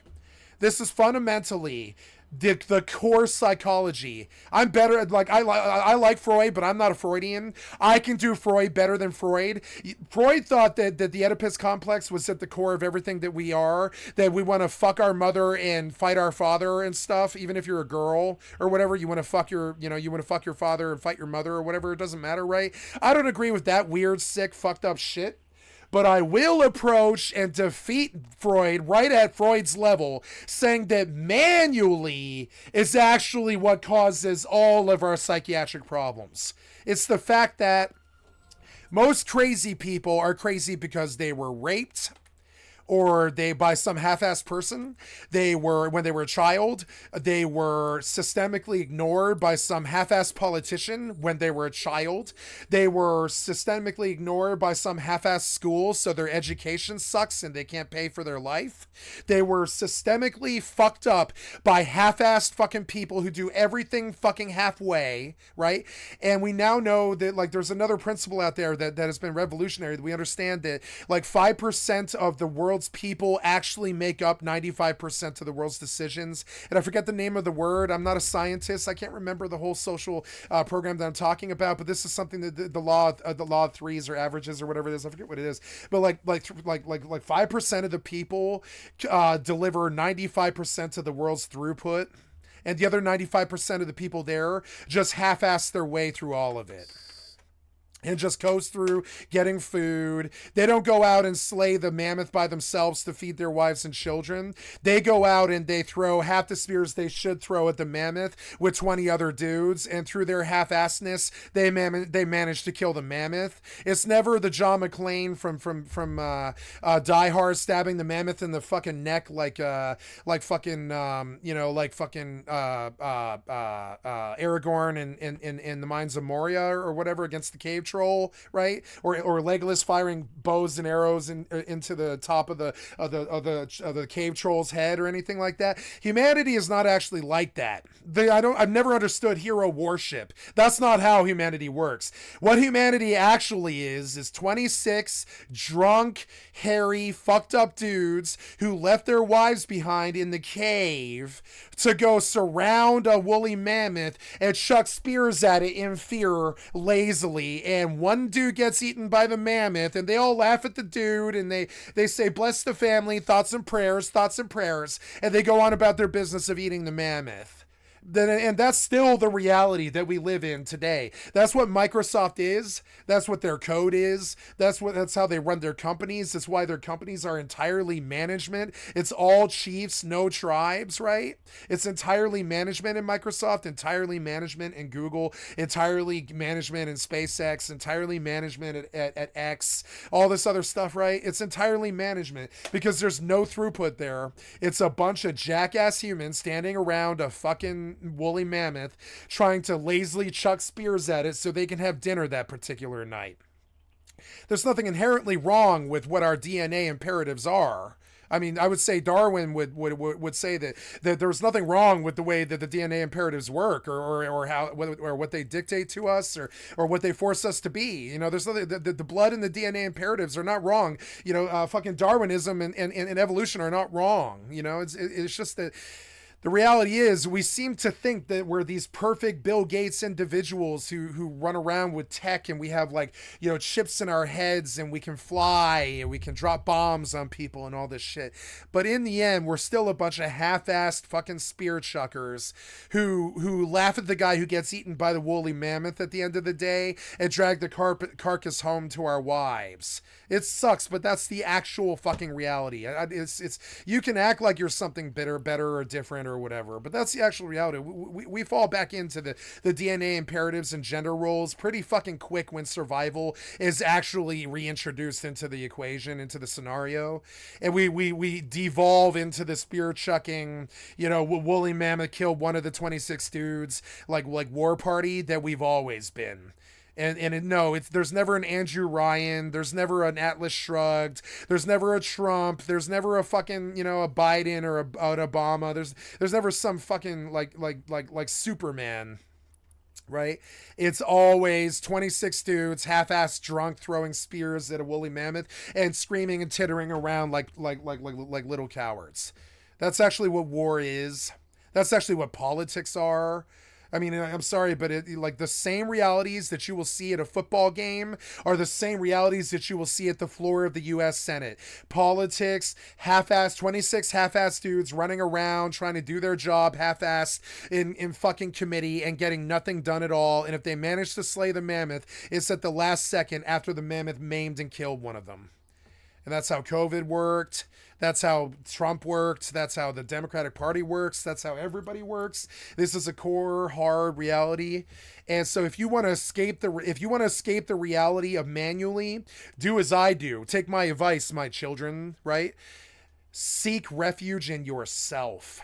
It's not going to be. The answer is not in humanity. Seek refuge in your own writings, in your own works, your own passions, your own family, your own wife, your own husband, your own life, your own children. Seek refuge in yourself. The answer is not in humanity.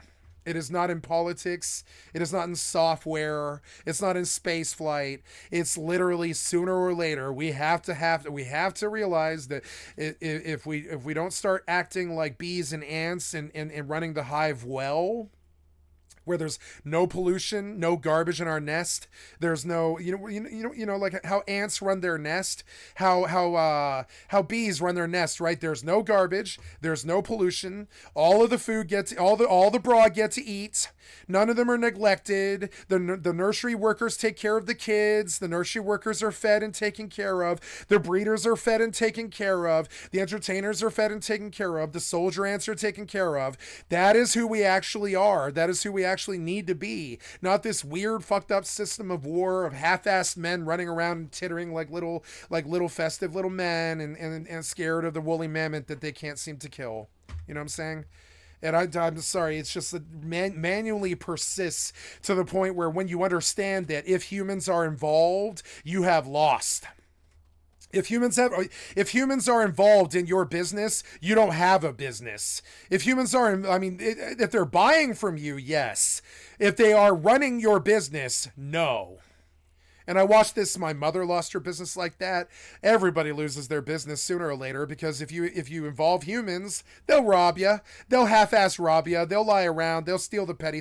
They'll steal the petty funds. They'll cause you to have a mental breakdown with all the stress that they cause with their laziness. The humans are humans. That's who they actually are. So once you understand that if you want a good life, I'll tell you I'll tell you what I think the meaning of life is. I think it's seek bliss, or whatever that means to you. And yes, that includes like rape and murder. I don't care what it is. Seek bliss. I'm not saying do it and I condone it. I'm saying even rape and murder. I'm saying like as if you want to know what the meaning of life is to me, it's seek bliss or whatever that means to you, right? If it's making shoehorns, seek bliss, do it. If it's living on an island alone, seek bliss, do it. If it's Ghislaine Maxwell and fucking Prince Andrew, seek bliss, do it. We'll bust you. You know? I mean, I'm not condoning what he did. I'm saying it's probably safe to say that if the guy seeks bliss, he'll probably be happy. Whatever that means to him. If it's drinking, if it's a family, if it's work, if it's video games, if it's whatever, if he's seeking bliss, he'll probably be happy. If it's drugs, it doesn't matter what it is. Like love, it doesn't matter what it is. You should seek bliss with your life. That should be your you should figure out what pure bliss means to you, and you should seek it in the most responsible way fucking possible. Drink responsibly, right? And that's the meaning of life. And then I'm going to try and solve your worst problem, right? How do you solve the problem that cannot be named, right? Well, I have no way to sum up the problem of humanity. There's no sentence that does it, right? We don't know what the core malfunction is, right? But I can tell you how to avoid the problems, right? Which is avoid humans. Whenever there's a system, let the system be run by one person. Don't let a board or a committee run a system of things. It will become corrupted, and the person should love the thing so much that it's more interested in that thing existing forever. Like the Dewey Decimal System or something like that. They love the Dewey Decimal System so much that they're upkeeping it and doing all the admin and paying to keep it alive, and then doing all the research that's necessary and talking about it and being a librarian and stuff, right? And so the librarian cares about the Dewey Decimal System, because without the Dewey Decimal System, then we would not have libraries, essentially. So just like drug abuse or whatever, it's in the drug addict's desire to get high. That means that they're going to be happy. It's in the librarian's interest to perfect the Dewey Decimal System and not let it die and not let it become corrupted or misused or fall to misuse or any of that stuff, right? It is their prerogative. It's in their DNA imperative to do it, right? To preserve something. Now that person is going to take care of that system well, because that person inherently loves that system and lives there and wants it to be happy and wants it to thrive and grow. 99% of all the other humans who might come across that system and be involved in it don't give two shits whether that system lives or dies. Be it Dewey Decimal, be it, I don't know, estate tax, be it whatever it is, it doesn't matter. Right? 95% of the humans who come across that thing in the natural goings of their lives, just and this is something people can't seem to fundamentally understand. It is not selfish, right? It's not wise or DNA imperative or even very normal for them to care about other things that isn't themselves. It's not normal for a human being to care about the welfare of the business that they work for. Believe it or not, you might call that selfish. Oh, I pay your paycheck, and if I don't exist anymore, then you don't make a paycheck, right? It behooves you to care, and they do. They care that the company's still there when they wake up in the morning, but they don't care any more than that, because like House used to say, it's job number one to look out for number one. It's in the DNA imperative for every human that's ever been born to take care of themselves first. They don't give a shit about how well the government does. They don't give a shit about how well the war goes. They don't give a shit about how well our profit margin is or where the money's going to come from tomorrow. They don't give a shit about who's going to help them with their drug addiction after they pound heroin for 3 years. They don't give a shit about that. They don't care about that stuff. It's not in their DNA to do that. That is not how we are designed. We are designed to pass the buck. We are not designed to pay the buck. We are designed to pass the buck. That is the pure manually pass the buck. Pass the buck is kind of the core of it. That's the thesis statement. It's like pass the buck, right? So if you want to get rid of the manually and not have to do everything your fucking self, get those humans out of your system. And this is true of, I think we should have a computer running our politics, our fucking government, right? I think we should have a computer running most of the things we do, because the computer cannot be, well, it can be, but it can be designed to be corrupt, but it cannot be corrupted. It cannot be led astray if it's not designed to be. So I'm looking for a non-corruptible computer whose job it is to just make sure that every child in America gets 3 square meals and a full education.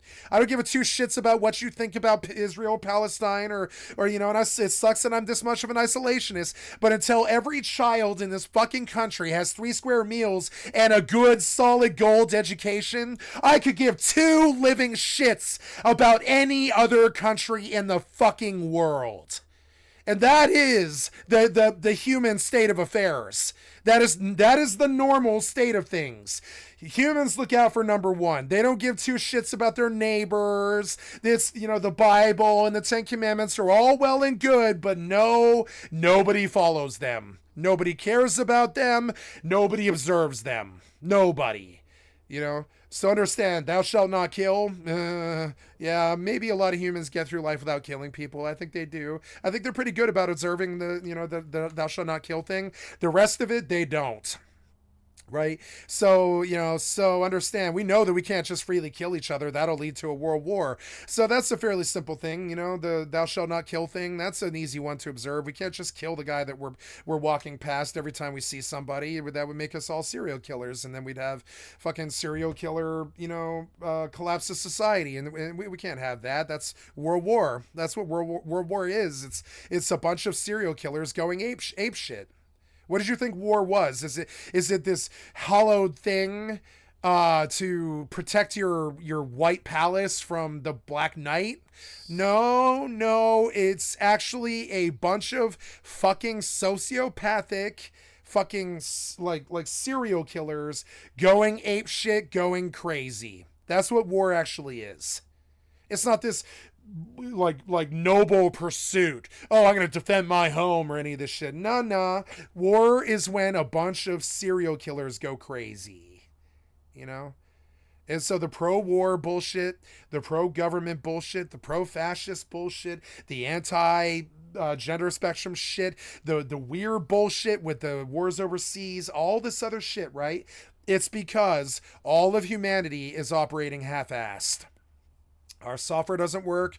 Our cars don't work. Our Teslas crash into people. Our self-driving cars kill people. Our planes crash. Our satellites fall. We don't do things well because it's just not in our DNA imperative to do so. So my lesson about this, I'm trying to come up with some kind of fucking breakthrough here, some kind of epiphany or whatever for content for the stream or whatever. How do we solve this problem, right? And I don't know what it is, but I understand that until you understand that is human nature to just half-ass it and worry about yourself first, you understand that things like government are actually probably not so likely to succeed, and that it's better when you have, like, say, maybe just a king or just a computer ruling over us with an iron fist than it is to have 350 people who do nothing, who are only looking out for themselves, who do all of their jobs half-assed, who haven't talked about a policy in 55 years. Now, I don't want a tyrant king, but I would wager that the single tyrant king is going to care a lot more about the kingdom than the 350 half-assed do-nothing Congress that we've got right now. He's going to care a lot more, The 350 people, they're going to eat, whether we die or not. They're going to go home to their, to their Washington D.C. townhouse. They're going to do fine, like House of Cards. They're going to be totally fine. But we're going to die. And that whole problem has a lot to do with, like, if you understand that if you want something done well, you must do it yourself, and all the things that your father told you about building character, right? You must get all of the half-assed bullshit out of the stuff in the human state of affairs that matters, such as we cannot have half-assed bullshit when it comes to our military. We cannot have half-assed bullshit when it comes to our government. We cannot have half-assed bullshit when it comes to software development. We cannot have half-assed bullshit when it comes to weapons development. And we cannot have half-assed bullshit when it comes to rent and shelter and food. The other basically top 10 basic things: shelter, guns, germs, steel, food, power, water, education, and travel, right? Are like the top 10 things that humans need to have throughput and do things in their lives or whatever.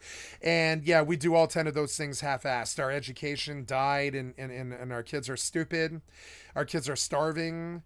There is like more people that believe in angels than there is the people that believe in science. There's more problems and more half-assed problems that have to do with the core psychology of humanity, which is, oh, someone else will fix it. You know it, I know it. We all do this. Mom will clean my room. The government will hunt this guy for me. He's a psycho. No, it turns out they won't. They don't care. Blizzard will fix the problems eventually. No. And that's my thing about half-assed and manually. Hey, cool. Eve can't get. No, wait. I am 290 kilometers away from this somehow, but I don't really understand that. Where is my ship? Okay. So can I... Oh, I am trying to leave, aren't I? I am. I'm sorry. So, new core dock, right? I am trying to Warp leave, drive right? active. Yes, I'm full. And once you understand that everybody does everything half-assed expecting you to fix it, everything, even sex, they do this. You'd be surprised how many men on this planet don't give a living shit whether a woman enjoys sex or not. It's like 7/10 of them. They don't give a shit about that, and they're proud of it. They're proud of it. They don't give a shit if women enjoy sex. They don't care about that. And that's an example of how men and humans, and women do this too, they go about it half-assed. Everything they do, half-assed everything. And they just think, oh, the government or my husband or my life or my kids or the situation or my boss or somebody is going to fix it. Somebody will come through and pay for the healthcare eventually. Somebody will come through and fix the dental care. Somebody will fight the war for me, and then, the war starts. And no, it turns out you've got to don a machine gun and go fight whoever's trying to kill you. You can't just half-ass somebody attacking you. You got to actually respond. And that's when the serial killers go crazy and we get World War. So, if you understand, getting humans out of that equation is fundamental to your success as a human being. If you're running a company, do it yourself. Delegate like basic things like accounting and running an LLC to other people and maybe like answering the door or the phone. But anything that has anything to do with the success of your business, best you handle it yourself, or maybe your family at the most, because they're the only ones, you and them are the only ones who give a shit whether it lives or dies. The people who work there, it is not in their DNA imperative to care whether your company lives or dies, which is why you hate your workers so much, is why you're such union busters, is why you hate the proletariat so much, You really do. You hate the workers so much because you think we're lazy. But, I mean, the actual reality is we don't give a shit whether your company lives or dies. We're just there for a paycheck. Is it that hard for your stupid ass to understand? We don't give a shit whether you're successful or not. Never have, never will. Don't care if you pay my paycheck for 25 years. I don't care. As long as I have the paycheck, I'm eating, aren't I? I don't give a shit about your company. This is a cold, hard reality about, like, humans, is they think decency exists.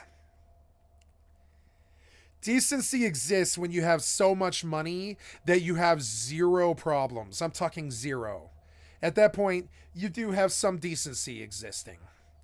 Until you reach that point where nobody and nobody wants for anything in your entire culture, trust me, you don't really have a situation like that. And I'm getting lost here. I'm going to stop. Sorry. It's just, that lone wolf gamer thing, it's not just gamers. You should do the lone wolf thing your entire life. I'm not saying the sociality is bad. I'm saying be super social. Have sex with men. Have sex with women. Do things. Go have culture. Go travel the world. Do things like live your life and have fights with people. Get in fist fights with your boys. Tomorrow you'll be boys again. Live your life. I'm not saying like don't live your life. I'm saying if you care about something, understand that you must take care of that thing manually or it will suffer and die. If you involve other human beings, like Microsoft, to run your life in terms of your computer and your operating system infrastructure, if you rely upon Microsoft to do that, you're going to get a half-assed product because they don't give a shit about whether you're successful in your business and your stream. They don't give a shit about that. They're good at acting like they do, but no, their bottom profit line is what they actually give a shit about. They've got boards and executives that they've got to pay for. They don't give a shit about whether you're successful with your business using their product. I mean, it's helpful for them if you are, but they don't give give a shit whether you make any money or not using their product. They just need to know that their product they won't be prosecuted for releasing their product as half-assed as they released it. And this is exactly how business economics work. When you start a new business, the first thing you do is you buy a bunch of materials at the lowest possible price that you can. You cut corners on the fucking labor, and you phone through, and you cause people to do crunch time and shit like that, and you push people to the grindstone, and you get people firing and burning out and all this stuff, and you release a product that makes you rich, right? Then you streamline the process, and then you delegate so you don't have to be there every day. And when it's a well-running, smooth oil machine, you sell it. And that is the human state of affairs. That is how business is intended to be done. That is how computers work. That is how politics work. If you want a successful product that actually works, that doesn't need, well, it needs oversight, but it doesn't need serious oversight. It just always worked, right? You absolutely need to delegate. You need to make sure that while the business is intact and is running, that you yourself are making sure that all the crucial decisions and all the business's lifelines are being looked after by you and only you. Or your family, right? The only people that ever really care about you living or dying should be the only people that actually operate in your business, right? And this is why I'm anti-conglomerate. I'm anti-big corporation. I want to hunt them like the way they hunted the Nazis in Nuremberg. I don't like big corpo. I don't like big conglomerate. I think it's a fucking business model designed around ripping us off, running budgets that they don't actually need so they can steal the money, and doing shit half-assed. Corporations, that's about doing shit half-assed. And right on my bio on EvE, I have words to live by, right? What's the difference? Gotta pull my bio. I don't remember how to do it, so hold on. Please open the goddamn thing. This sound that I keep hearing is annoying the fuck out of me. It's like the EvE sound in the thing. I am trying to find my biography, right? So what's the difference between a single person and a corporation, right? This has been on my bio for 11 years. Well, as a single person, have you ever held the door open for someone? Oh, the answer is yes. Did you charge them for it? The answer is no. I just opened the door, try to do them decent favor, be decent, and open the door for an old lady or something, right? That's the difference, right? The corporation is not there to be decent, to open the door for somebody. The corporation is trying to make trying to charge you a penny to open the door. Right? They don't care about how well the door opened. They don't care about whether you got through the door. They're trying to charge you a penny to open the door. They don't think any further than that. They're only going to spend the penny that it costs to open the door. They're only going to spend the half penny it costs to pay for the labor to open the door for you. And they're going to contractually charge you for that penny. And they're going to try to streamline the process. At no point does anybody in that organization, except for the owner, ever give two shits if the organization lives or dies, unless they for some reason fall in love with the company. Maybe they love Disney so much that they're a Disney adult. Maybe they love Starbucks so much that they're a Starbucks adult. Maybe they're so into Ray Kroc and McDonald's that they watch The Founder all the time. Maybe they like Coca-Cola fucking memorabilia or cigarette tobacco memorabilia, fucking Marlboro bucks and stuff, right? They might like the product that much where they literally worship the product like it's some kind of bastion or god or something like that. But no, Darwinism dictates that they actually only care about themselves. They actually only care about themselves eating that night and whether or not they're going to be getting better as a person for spending their time there. No, it's not in their DNA imperative to give a shit about your conglomerate living or dying. And no, Microsoft doesn't give a shit about software working or not. Microsoft doesn't care about Outlook working or not. Fortnite doesn't care about Fortnite working or not. Fortnite doesn't care about whether skins are kind of immoral. They don't care about this. They just care about their fiduciary goddamn responsibility to their board. That's it. And when you understand that while that inherently itself is not evil, that's not bad that they're like this. What is evil is the assumption that they're going to do their job. That will never happen in any fucking sector. That is a bad assumption to make, that they will do their job to the 110th percentile to make sure that that product is perfect. That has never ever occurred in the history of mankind. That is a lie. That will never happen. You must assume that when you're buying a product, somebody was attempting to half-ass that product, and you are getting a cut version of that product, and the owner gets a better version of the product. They call it top shelf. They call it the captain's chest, right? There's always a captain's chest of Coca-Cola that's sitting in the back that's way better than the Coca-Cola that you just bought off the premium top shelf. The best most expensive Coca-Cola bottle in the world. You just bought it, right? It's still not as good as the captain's chest of Coca-Cola or Nuka-Cola, right? And this is an inherent thing about humanity you must understand. They don't care about you being successful. They don't care if your business dies. They don't care if Windows being problematic causes your career to die. They don't care if you die on the streets. They don't care if your family dies. They don't care. They don't have decency in their hearts. They are not decent people. They're humans. Their job is to look out for number one. They are not decent. They are just human.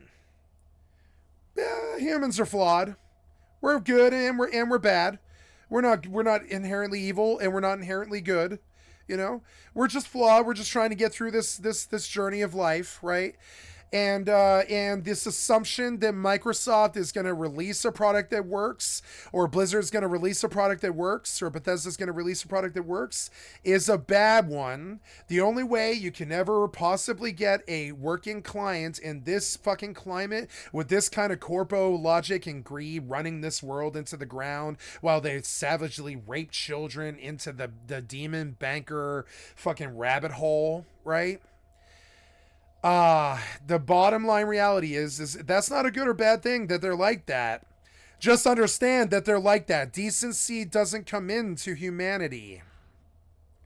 You must manually do it yourself if you actually care about it. NHI, no human, it's NDI, right? Humans are NDI, right? Reality is NHI, which means, success is NHI. That means no humans involved, right? If you want success, you must be NHI. You cannot involve other humans unless they're your family, because no one will look out for you. They will only look out for themselves. Nobody in the world, no matter how much they tell you they are, or how loyal they are, they're a broken slave or something. It doesn't matter. In the end, they'll look out for themselves first. That's how life works. It's just how, Darwinism and life works. And so, in the end, they'll let your company die. They don't care. They'll rob you. They'll steal the petty funds when you can't pay the taxes on the company or whatever. It's what happens when you trust people. Decency and trust are these things that should be reserved to family and should not be reserved to humans in any way or form. I do not trust my government. I do not trust the airlines. I do not trust the demon banks that laugh all the way to the Cayman Islands. I don't trust the Jeffreys of the world. I don't trust the Prince Andrews of the world. I don't trust the Bill Gates of the world. I don't trust them any more than I can throw them. And anybody who wants to is a fucking idiot. And if you want an operating system that works, you got to do it yourself. If you want a video game that works, you've got to do it yourself. And you got to keep it to yourself too. If you involve other humans, your Minecraft, your Terraria, your better example is Stardew Valley, right? If the otaku guy who did or I'm sorry, the ape, the concerned ape guy who did Stardew Valley, if he had involved other humans, he wouldn't have made the second greatest game of all time. I think of top 5 games, right, would be Tetris, Stardew Valley, Dr. Mario, Disco Elysium, I'm trying to think of another good game. I'm talking even remotely good.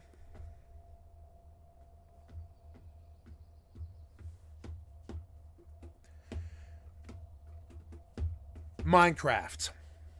Minecraft. All of those things are controlled by one person. All of those things blew 550 developer teams like Blizzard out of the fucking water by themselves because they didn't involve other humans. If you want success, you must cut other humans out that aren't your family out of the equation. And that's the core thesis statement that I've repeated 50 times. I'm going to stop here. Sorry for the rant. But the whole solo lone wolf gamer thing, it does not surprise me that you say that, number two. That is a good reality, right? And what's the difference between a single person and a corporation? Well, Microsoft is getting paid to open the door for you, so they don't care how well they open the door for you. They only care about the money. So, yeah, so you understand. And so this is why Microsoft is broken. This is why the jank-ass jank fucking abides. This is why Rush just died on me. You know, all this other stupid shit. You can't trust humans. You can't trust them to design things. I would say Da Vinci was fairly trustable in the inventions and stuff that he made. Inventors tend to be kind of trustable. They tend to love their products so much that they don't want to release it in a way where it could ever be fucked with or turned around. I would say inventors can be fairly considered to be what's the word? Authentic. I would say creators can be authentic. I would say the Beatles were authentic. They genuinely loved their own work and took care of it. So we could trust them, we could trust them with it. When you involve record executives, you get Michael Jackson owning all of the Elvis master tapes, which is really just goddamn foul and evil and disgusting. Elvis should own the Elvis master tapes. Imagine if all your life's work was owned by somebody else because record executives that you can't control declared it their property and sold it to someone else. And then you get the debacle that is involving humans in anything that you love. Do not involve other humans in the things that you love. They will half-ass and fail you 100% of the time. The Simpsons wrote a song about it called "Do You Do Your Job Half-Assed?" That's the American way, right? That's the American way, right? Let's The Simpsons. You think I'm some crazy streamer who's just coming up with some bullshit out of his ass, but no, The Simpsons talked about this 26 years ago, right? Simpsons song, right?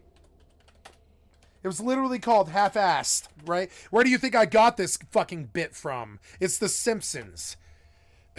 That's the American way, right? We can't do this without DMCA. Get off it. But I want to do lyrics. I'll sing the song, but because we have record executives and because we have the executives of the world, our YouTube executives and all the half-assed fucking clone sheep middlemen who kill free trade and don't actually provide a product, right? If there's a task that must be done, don't turn your tail and run. Don't pout, don't sob. Just do a half-assed job. If you cut every corner, it is really not so bad. Everybody does it, even mom and dad. If nobody sees it, then nobody gets mad. It's the American way. The policeman on the beat needs some time to rest his feet. Fighting crime is not my cup of tea. And the clerk who runs the store can charge a little more for meat and milk from 1984. If you cut every corner, you'll have more time for play. It's the American way. And when you understand that that is the fundamental manual reality that mankind has built, that you can't trust them to do anything at all, and that if you think a new game is coming, you're wrong because humans are involved. I don't have any hope for new games. Humans are involved.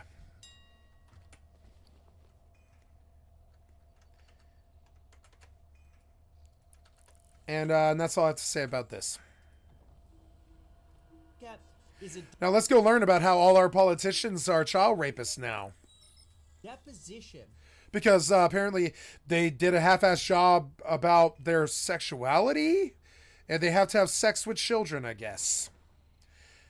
I guess they can only wait half the time the rest of us wait.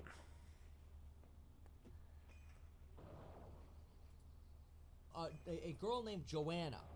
There's Joanna, who is a little older than 18, roughly around the time she was working for Epstein and Maxwell. And then there's Virginia.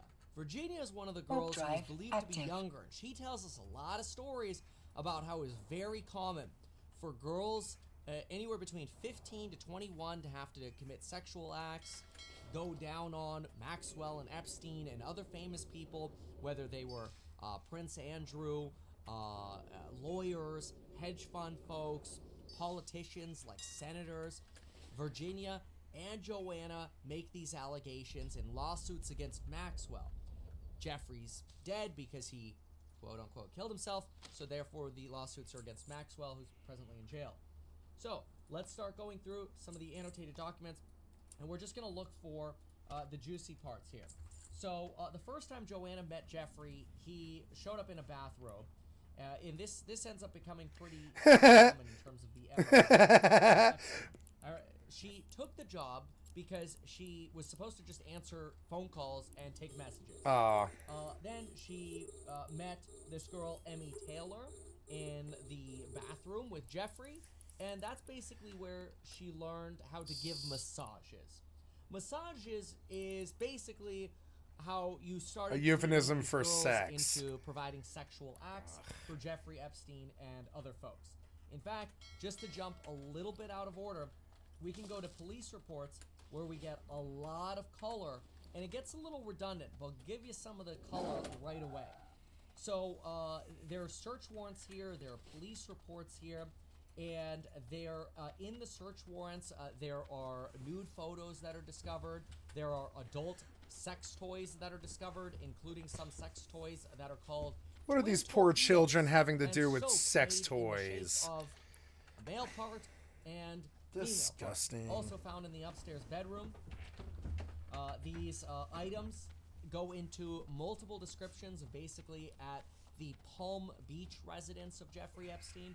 Individuals, specifically mostly girls, would enter the master bathroom, and that's where there was a large massage table. Jeffrey Epstein would lie down on his stomach area for a massage. And generally, girls were asked, for example here, to be topless and in their panties. Jeffrey Epstein would pleasure himself while girls were instructed to rub his chest or do... I don't need this conversation. I don't need this conversation. Not this particular part of it. As she provided a massage. Redacted name stated she was unsure if he finished as he was pleasuring himself under a towel. Additionally, she never looked below his waist. She claimed Epstein would convince her to remove her clothing. She eventually removed her clothing and stayed in her thong. On occasion, Epstein would use the vibrator on her, which he described in her residences. As Epstein pleasured himself, he would grab her breasts, fondled her, and would pay extra money to make statements a little bit more, because you could see how this sort of evolves in the story of her. So this goes back to Virginia, this goes back to Joanna. Joanna goes to the job to make phone calls or to answer the phone and take messages. Then she meets Emmy Taylor, where they learn, or she gets basically trained to give massages. And they would massage her in addition to training her how to give massages. Fucking so Windows. what it would feel like. Emmy was referred to as a sex slave. Goddamn by clueless Maxwell, assholes. And the only references to Trump in this what really had to do with Epstein potentially giving Trump a call to go to his Atlantic casino. His Atlantic City casino. Okay, looking for some more here. The asteroid is depleted. Joanna basically had to do work in New York, Florida, France, around the world. I came up and saw Virginia, Jeffrey, and Prince Andrew and Maxwell in the room. Here's the story of where they first meet Prince Andrew. And apparently Prince Andrew, or there was some kind of Prince Andrew puppet or doll or something like that. And they all thought it would be funny to take a picture. So she sat on Prince Andrew's lap and he grabbed her breast, as actually grabbed Virginia's breast, which was the potentially underage girl. That in her deposition, she testifies that she was approximately 16 to 17 at the time of this Prince Andrew relationship.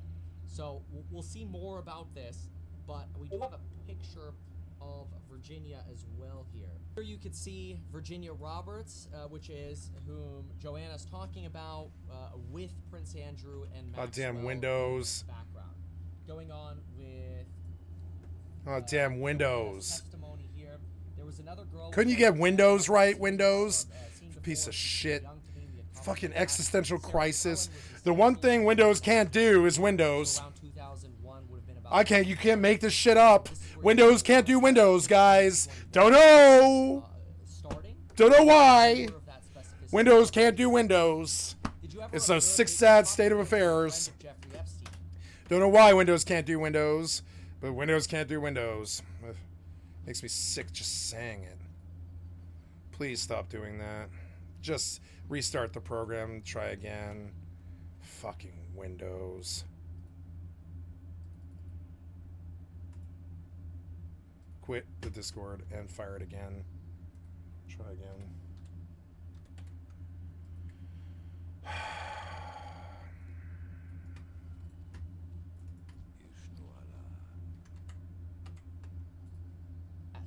Questioned me if I was getting paid.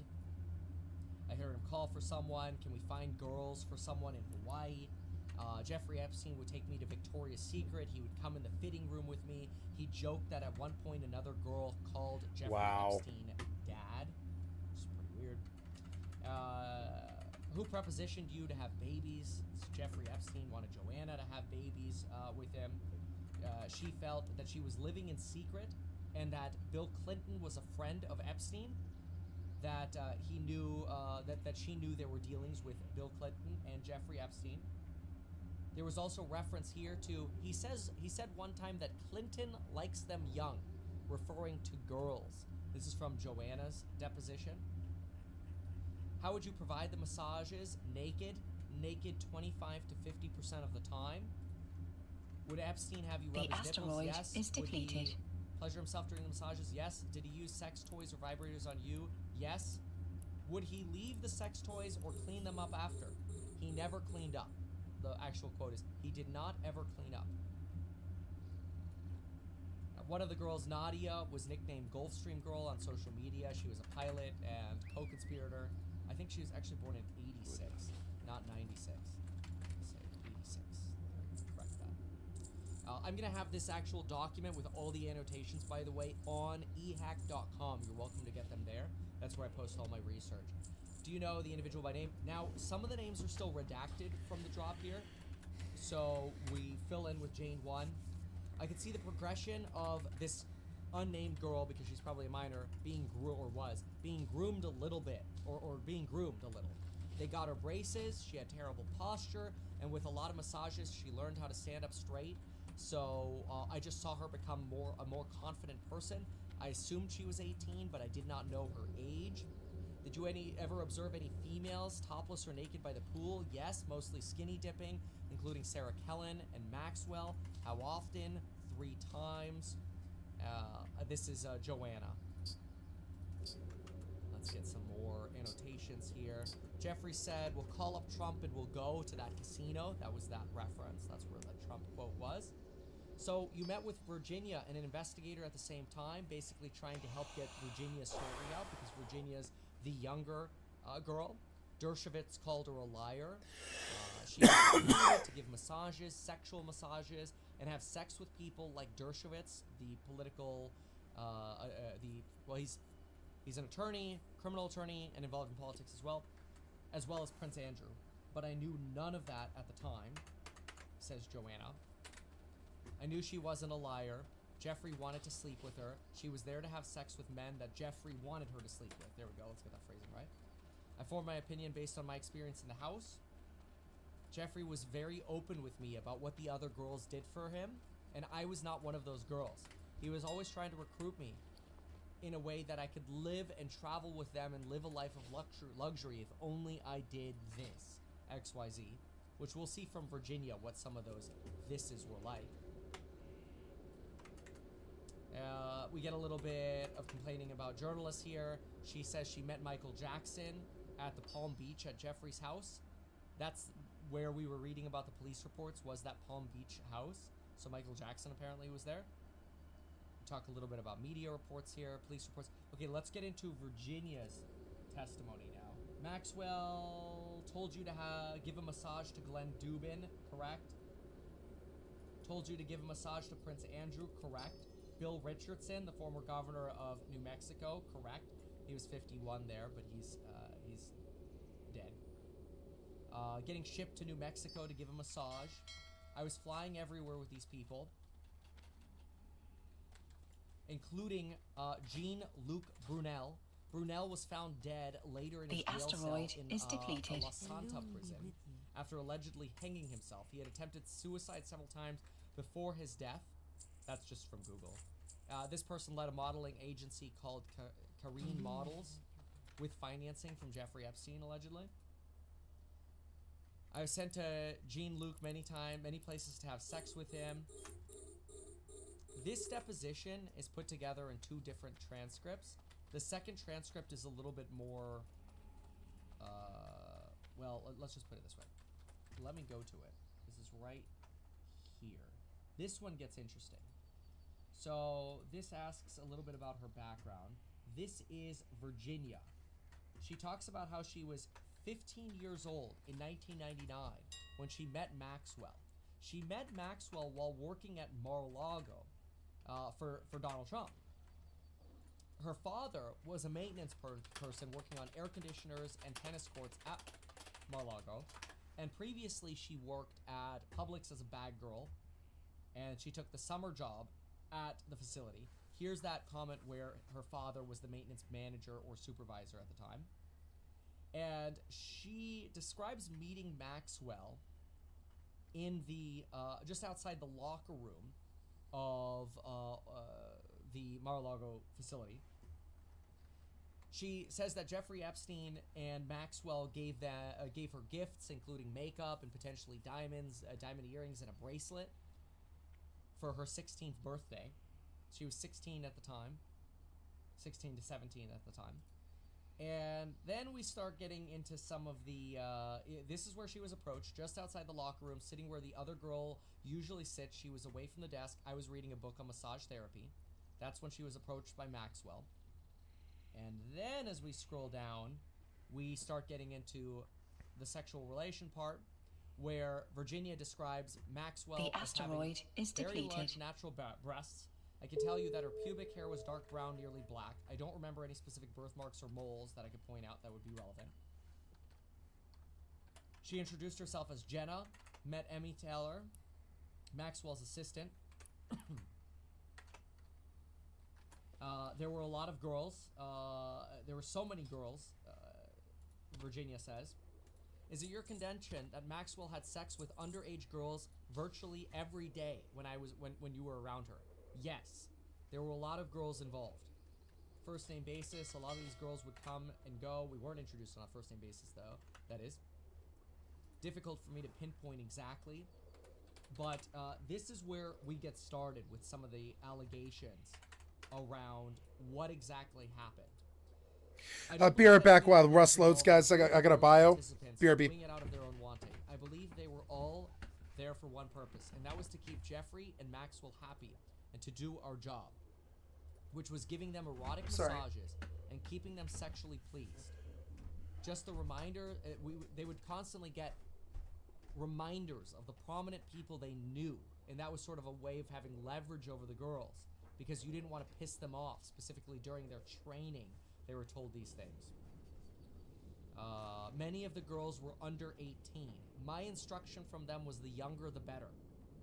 There were blondes, there were brunettes, there were redheads. They were all beautiful girls. I would say ages ranged between 15 to 21. Some of them looked really young. Some of them, I wouldn't say 21 looks old or anything like that, but it's hard to gauge on the person's age without asking them. In what locations did Maxwell have sexual contact with any girl? U.S. Virgin Island. Jeffrey's Island. Where? Jeffrey's Cabana. down by the beach, in the little cabanas by the beach, happened on many occasions. Did Maxwell, when you were outside, did you see Maxwell have sexual contact with a female?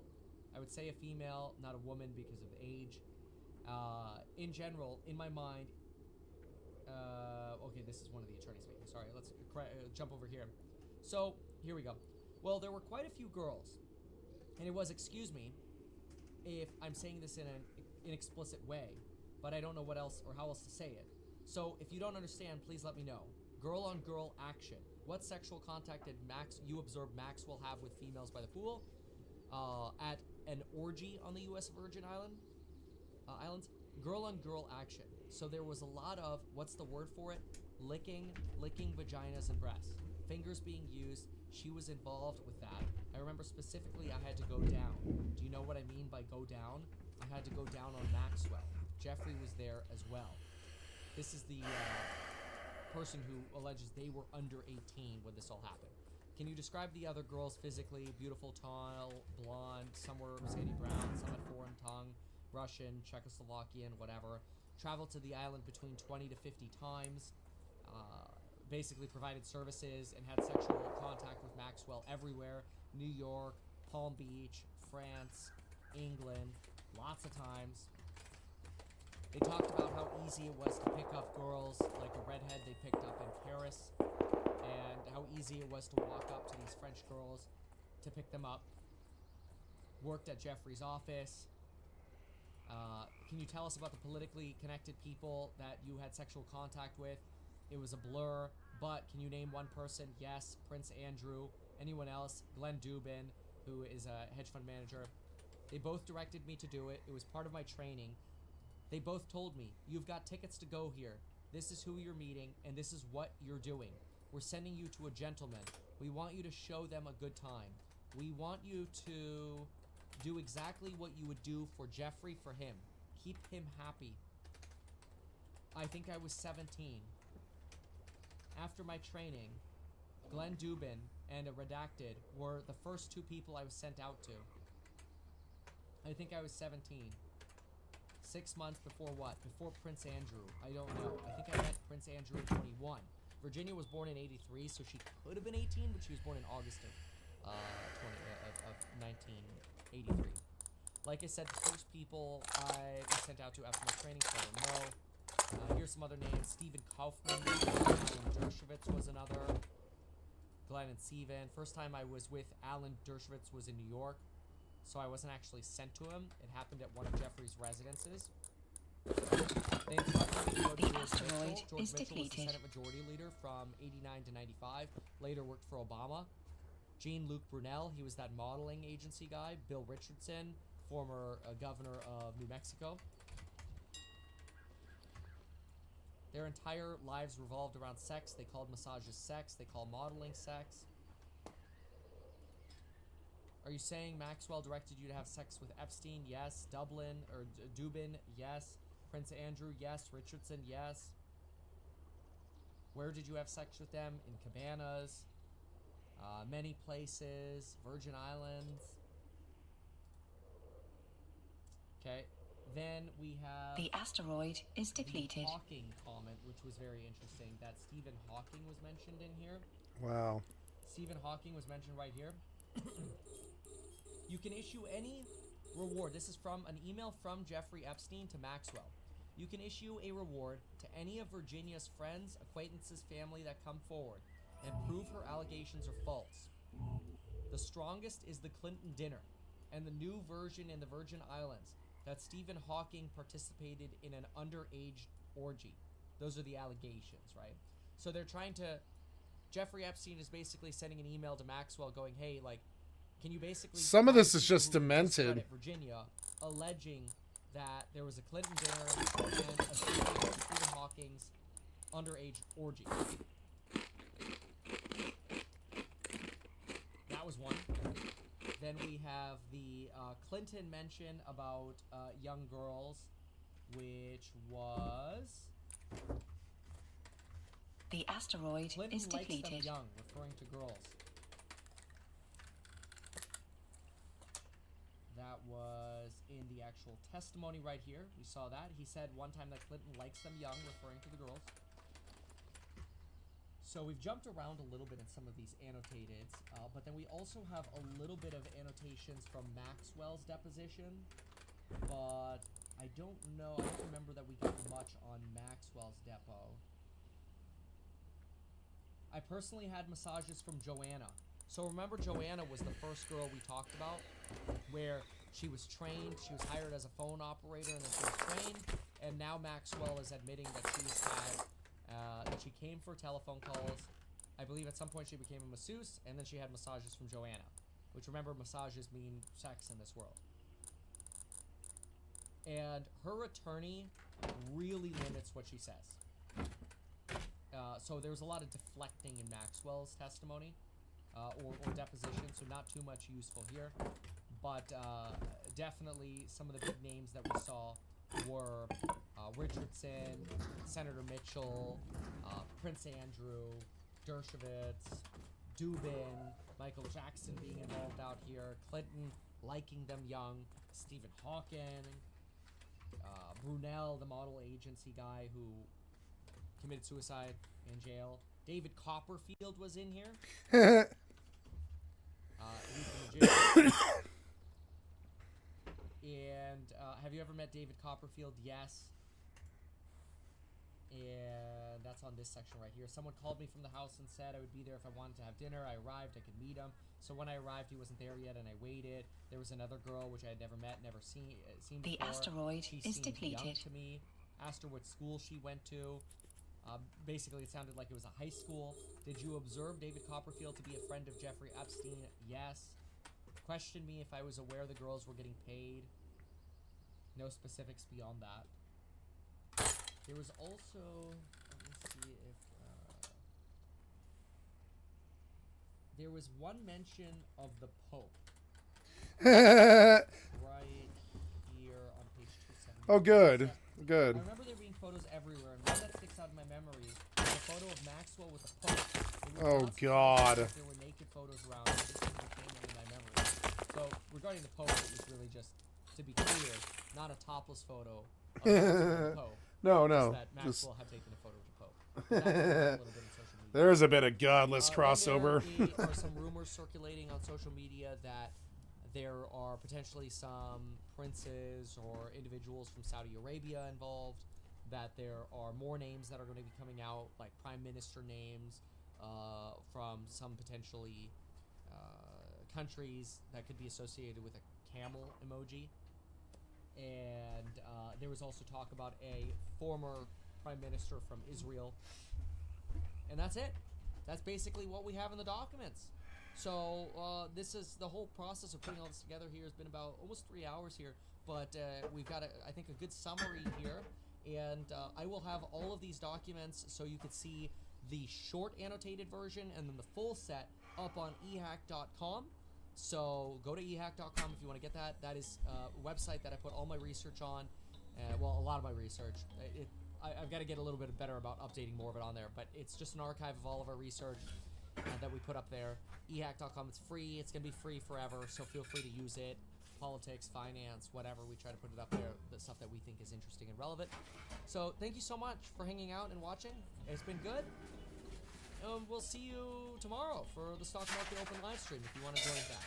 Thanks. Bye. Why not advertise these things that you told us here? I feel like nobody else knows about this. We'll try a little advertising and see how it goes. Congratulations, man. You have done so much. People love you. People look up to you. Kevin Paffrath there, financial analyst and YouTuber. Meet Kevin. Always great to get your take.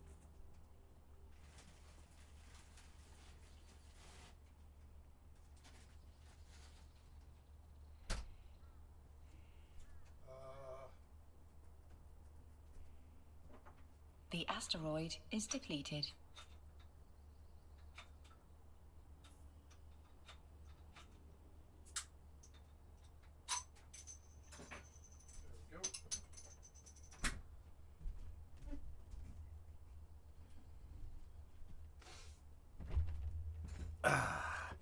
Voodoo Ranger. I decided I would have a Christmas beer. Christmas beer. at 10 in the morning or whatever it is. I don't even know what time it is, nor do I care. Oh, gonna blow my nose and throw this bottle away. I'll be right back.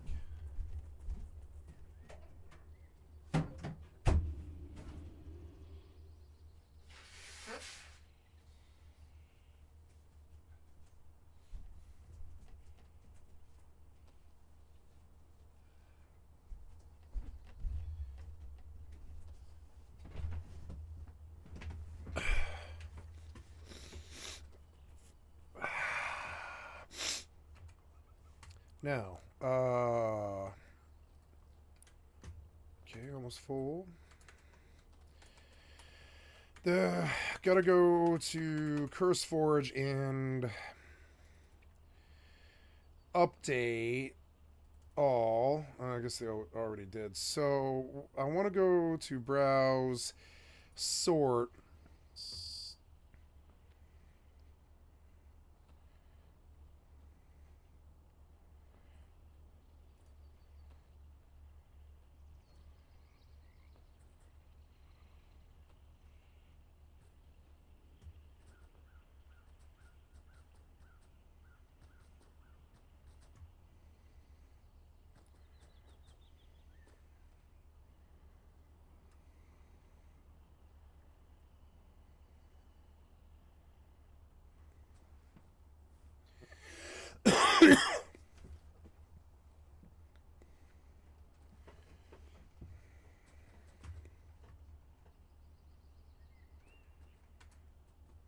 I think it's Atlas loot is what I'm looking for.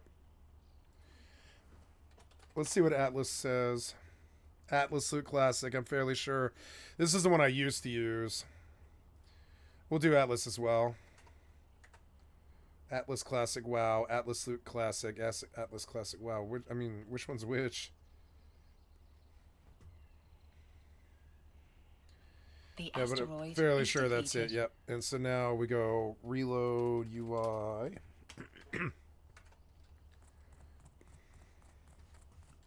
It's always 5:30 when I get to playing Rust. It's so annoying and the sun's setting. But it's alright. Every little bit is a step forward. You know, every little bit of stone, every little bit of wood. I was hoping to find metal on the cliffs, but I don't think there is in this direction. Maybe get down to the road before it gets dark. I don't have. Oh, I do have a light source, but there we go. Thought I heard a pig. No, it was wow. I think I'll just turn off the sound effects for a moment.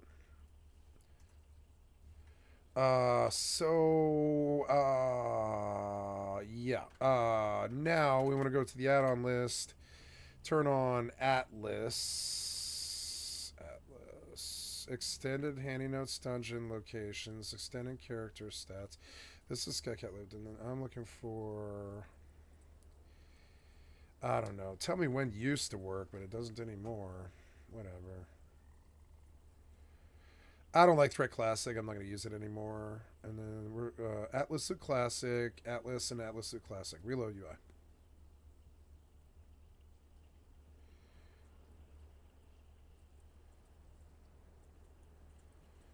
Okay, so ALC. I don't know how to open Atlas Loot Classic, but add-ons, Atlas.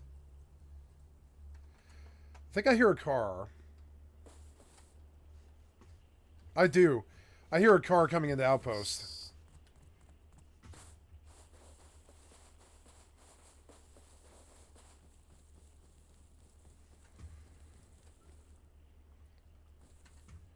Make sure my drones are out.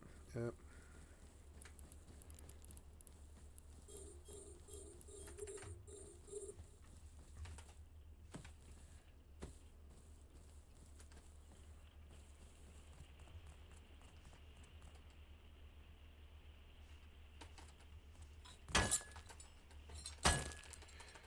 I am worried that I just did a whole antisocial rant about like not being social. I like sociality. I just don't think people should expect the other people around to be decent to them by default. I think that's a bad assumption. I think you should assume that if they have some way they can take advantage of you, they will. I'm not saying we can't have large packs of totally docile, great humans working with each other and totally awesome, decent human beings on the planet, because we do. But it's just not in the masses, the nature of the masses to be decent. I'm not sure humanity at its core is decent. So I think we're designed to get over on one another. We're designed to like get over on one another.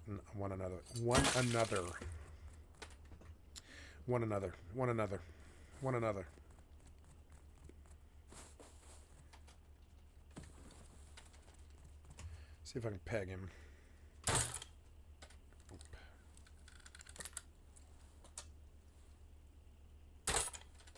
Oh. That's a hard shot. Without being able to see the dot, I don't know. Nope, missed all of them. That's alright.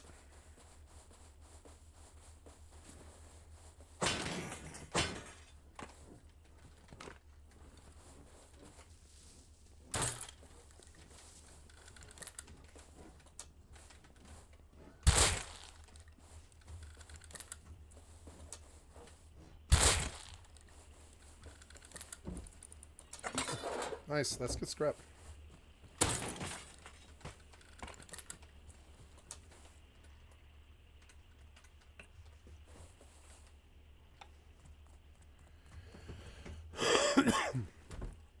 Ooh, a fridge. I should get back.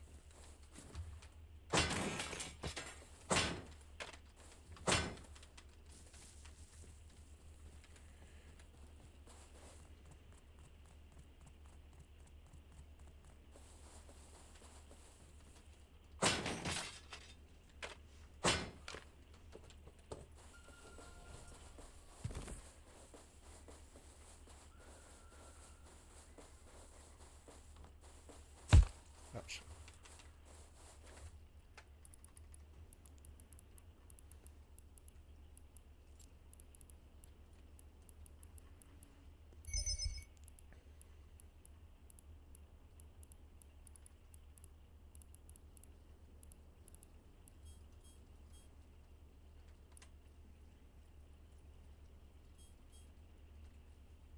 $10 mil.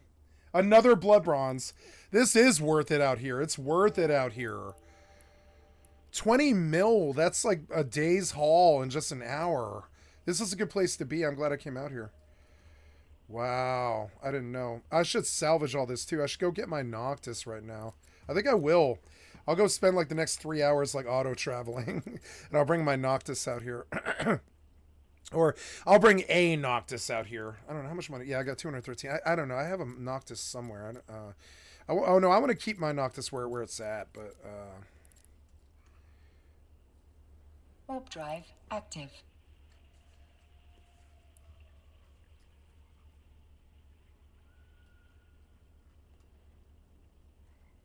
yeah, I want to go get a Noctis and salvage salvage those wrecks.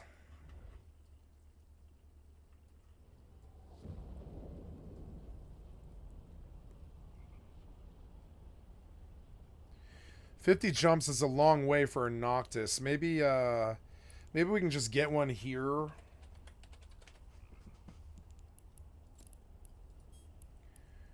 There's one in Zimza for 144. I mean, yeah, but I mean, can I get the fittings for it? I bet I can. I bet if I go around with the, well, Docking request accepted. we can see the Noctis. I want to see in my fits if I can get my current fit saved or not. I don't know if I have my Noctis saved. I don't know.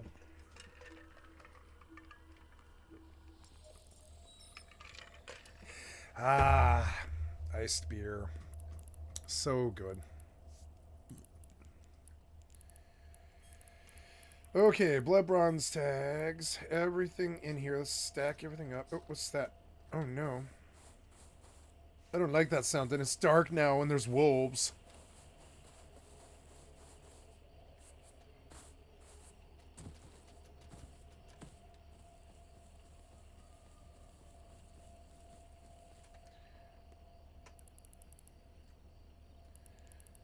everything but the crystals.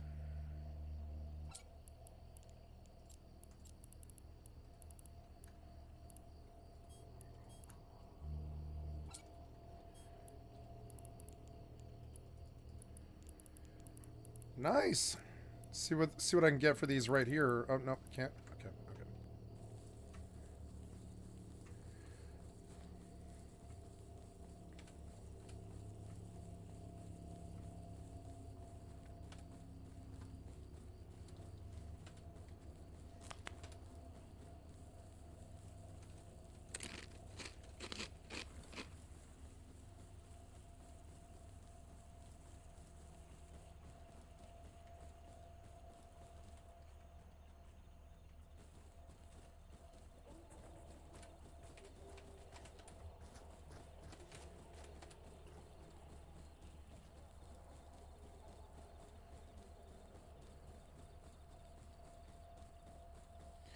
I guess I can go buy Noctis. There's nothing really stopping me. I need Salvager 2s. Yeah, it's not like I need it to be fast. I don't know. It is kind of a ship that you would normally make in Jita. It'll eat up like 3 hours to go get a Noctis and bring it back here. But I mean, that is EVE. I mean, I guess. Maybe if all the fittings are out here, I want to look in the fittings for my Noctis. Noctis. Get knocked, right? Nothing in my... Well, yeah, my personal or anything. Nothing at all, huh? Hauler, non-Empire, Noctis. High-sex salve skinner. Salve 2. Medium salvage tackle. Can we buy this fit ship? No, I want to...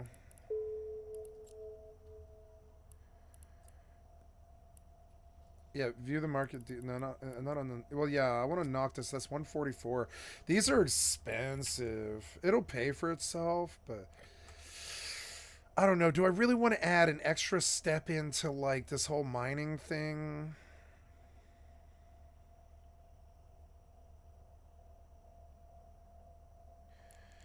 It'd be awesome if I could fit a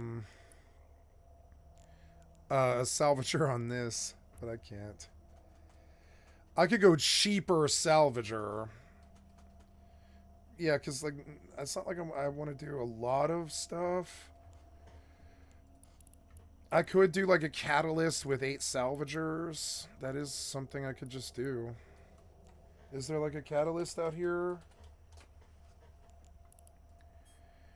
Yeah, 3 jumps away, get from 1.1 in Shenown. Oh, I'm in Shenown? Oh, I was like, I knew. I was like, I've been in this neighborhood before. I have. No wonder. I lived in Shenown for 2 years. I'm in Shenown. I think I even got personal assets in Shenown, I think. No, I must have moved it all. I must have sold it all. But yeah. Okay. Well, I don't know. The destroyer is going to be faster than the Noctis and a lot cheaper. I don't really need a professional skinner. I just need a catalyst and a... Yeah, 2 jumps away we can get... I'm looking for 8 salvagers, 5 jumps away in Kadora Prime. So yeah, we'll go buy a catalyst and stick some salvagers on it. That's the cheaper way to do this. Inventory, or not inventory, but we're gonna go like this. We're gonna go buy a catalyst, yeah. How much for, yeah, never mind. 3 jumps away for 1.1. Yeah, so we'll go there. And an ibis.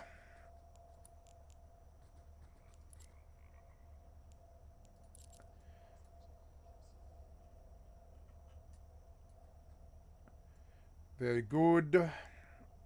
We will run a personalization on this. Go.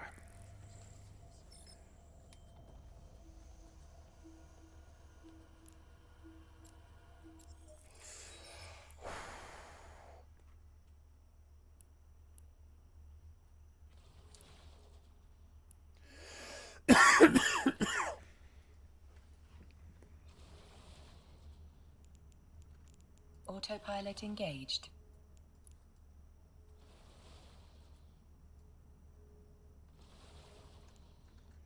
Warping to Stargate. Warp drive active. I am out of fuel. Where's that sound coming from?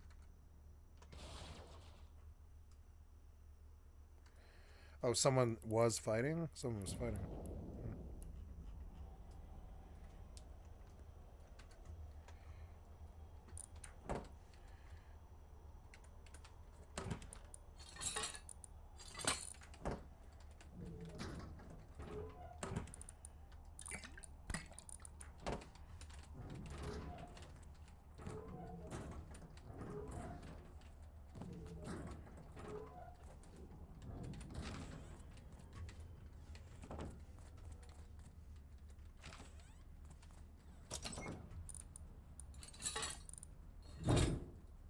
Approaching Stargate.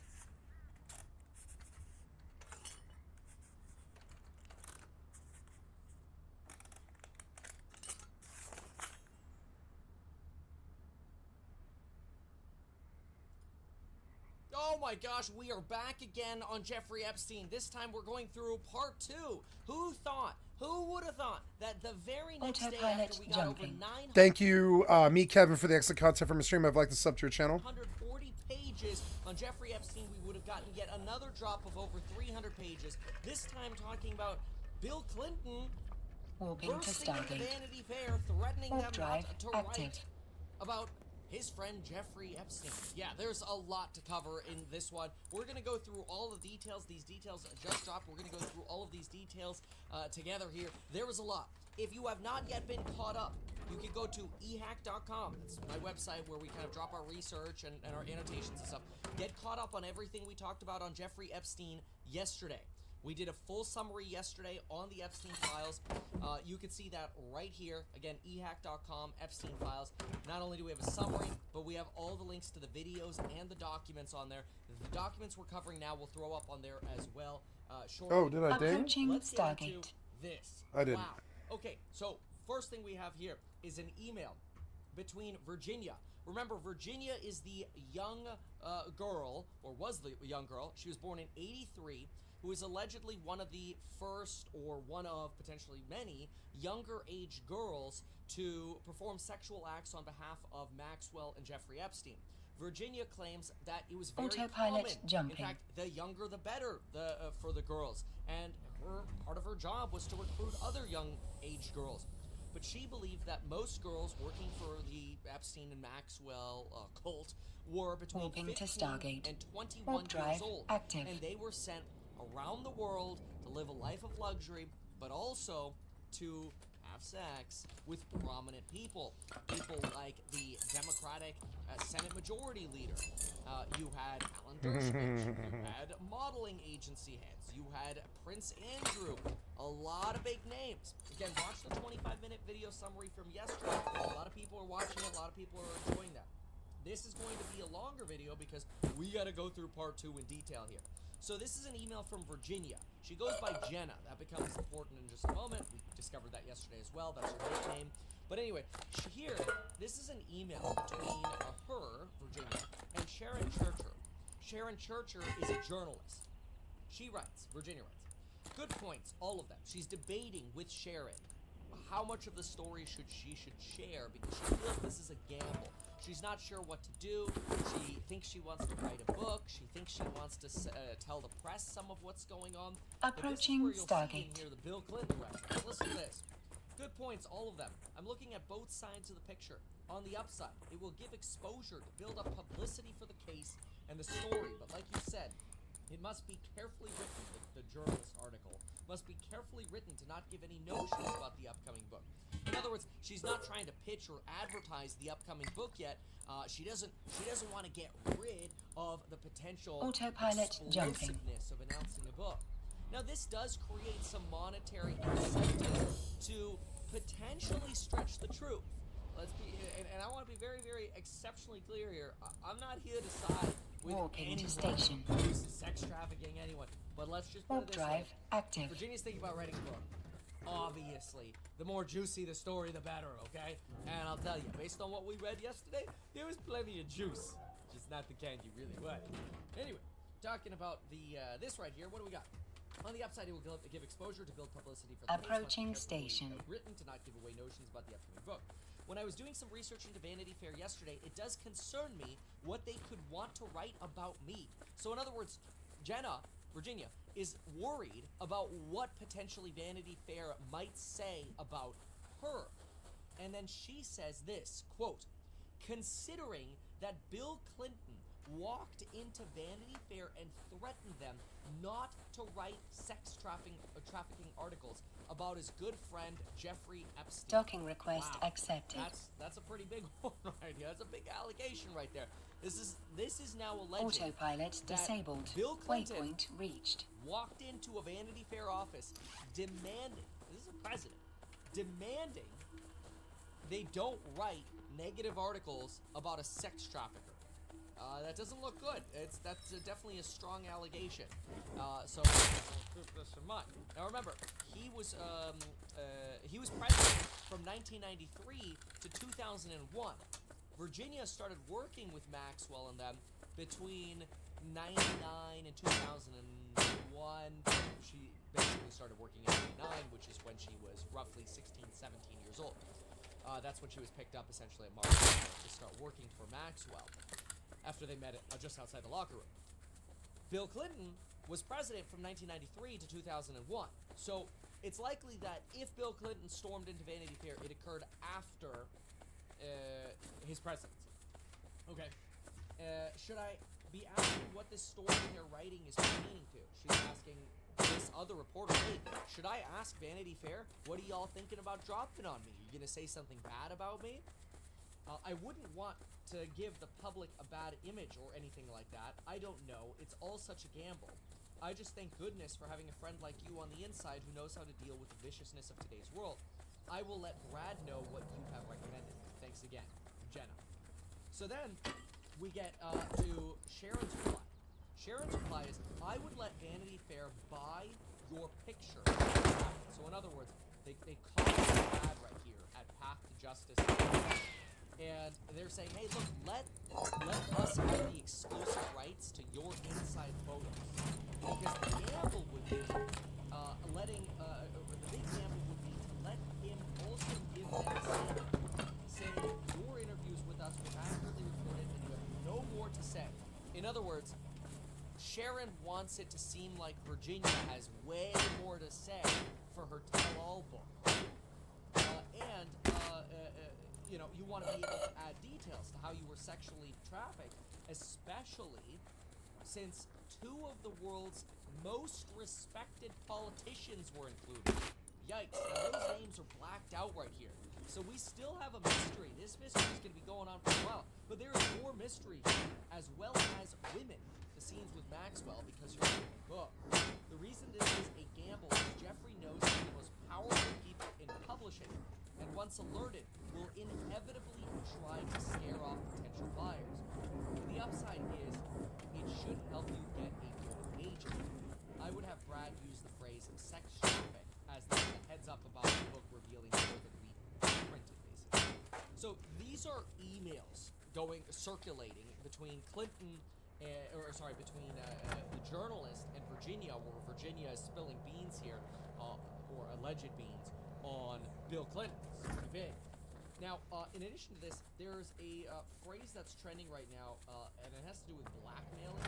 So we're going to do a quick find. Here it is. Okay, let's understand what this is, because this is Jane Doe number 3. Good Lord, another one? Hold on a sec. Let's see. This is Exhibit C. Okay, so this is Exhibit C. Exhibit C is, it looks like a statement of fact. Okay, one second.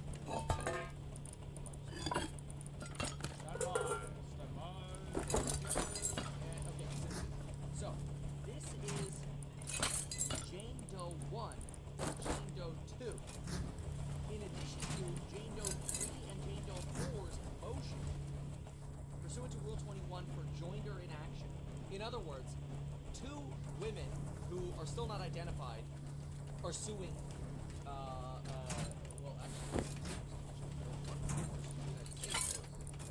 anyway, so Jane Doe 1 and 2 are suing, and then 3 and 4 are like, you know what? We also are part of this, and we also have a claim and want to sue.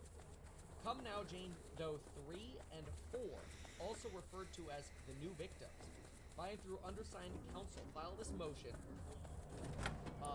on the condition that they not re-litigate any issues already litigated by 1 and 2, the current victims. The new victims have suffered the same violations under the Crime Victims' Rights Act as well as the current victims. Accordingly, they desire to join this action to vindicate their rights as well.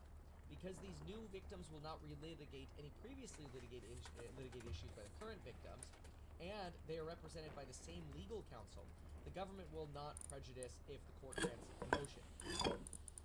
The court may at any time add new parties to the action. Okay, great. Factual background. So this is put together. I'm going to put a little note here because I think it's worth noting.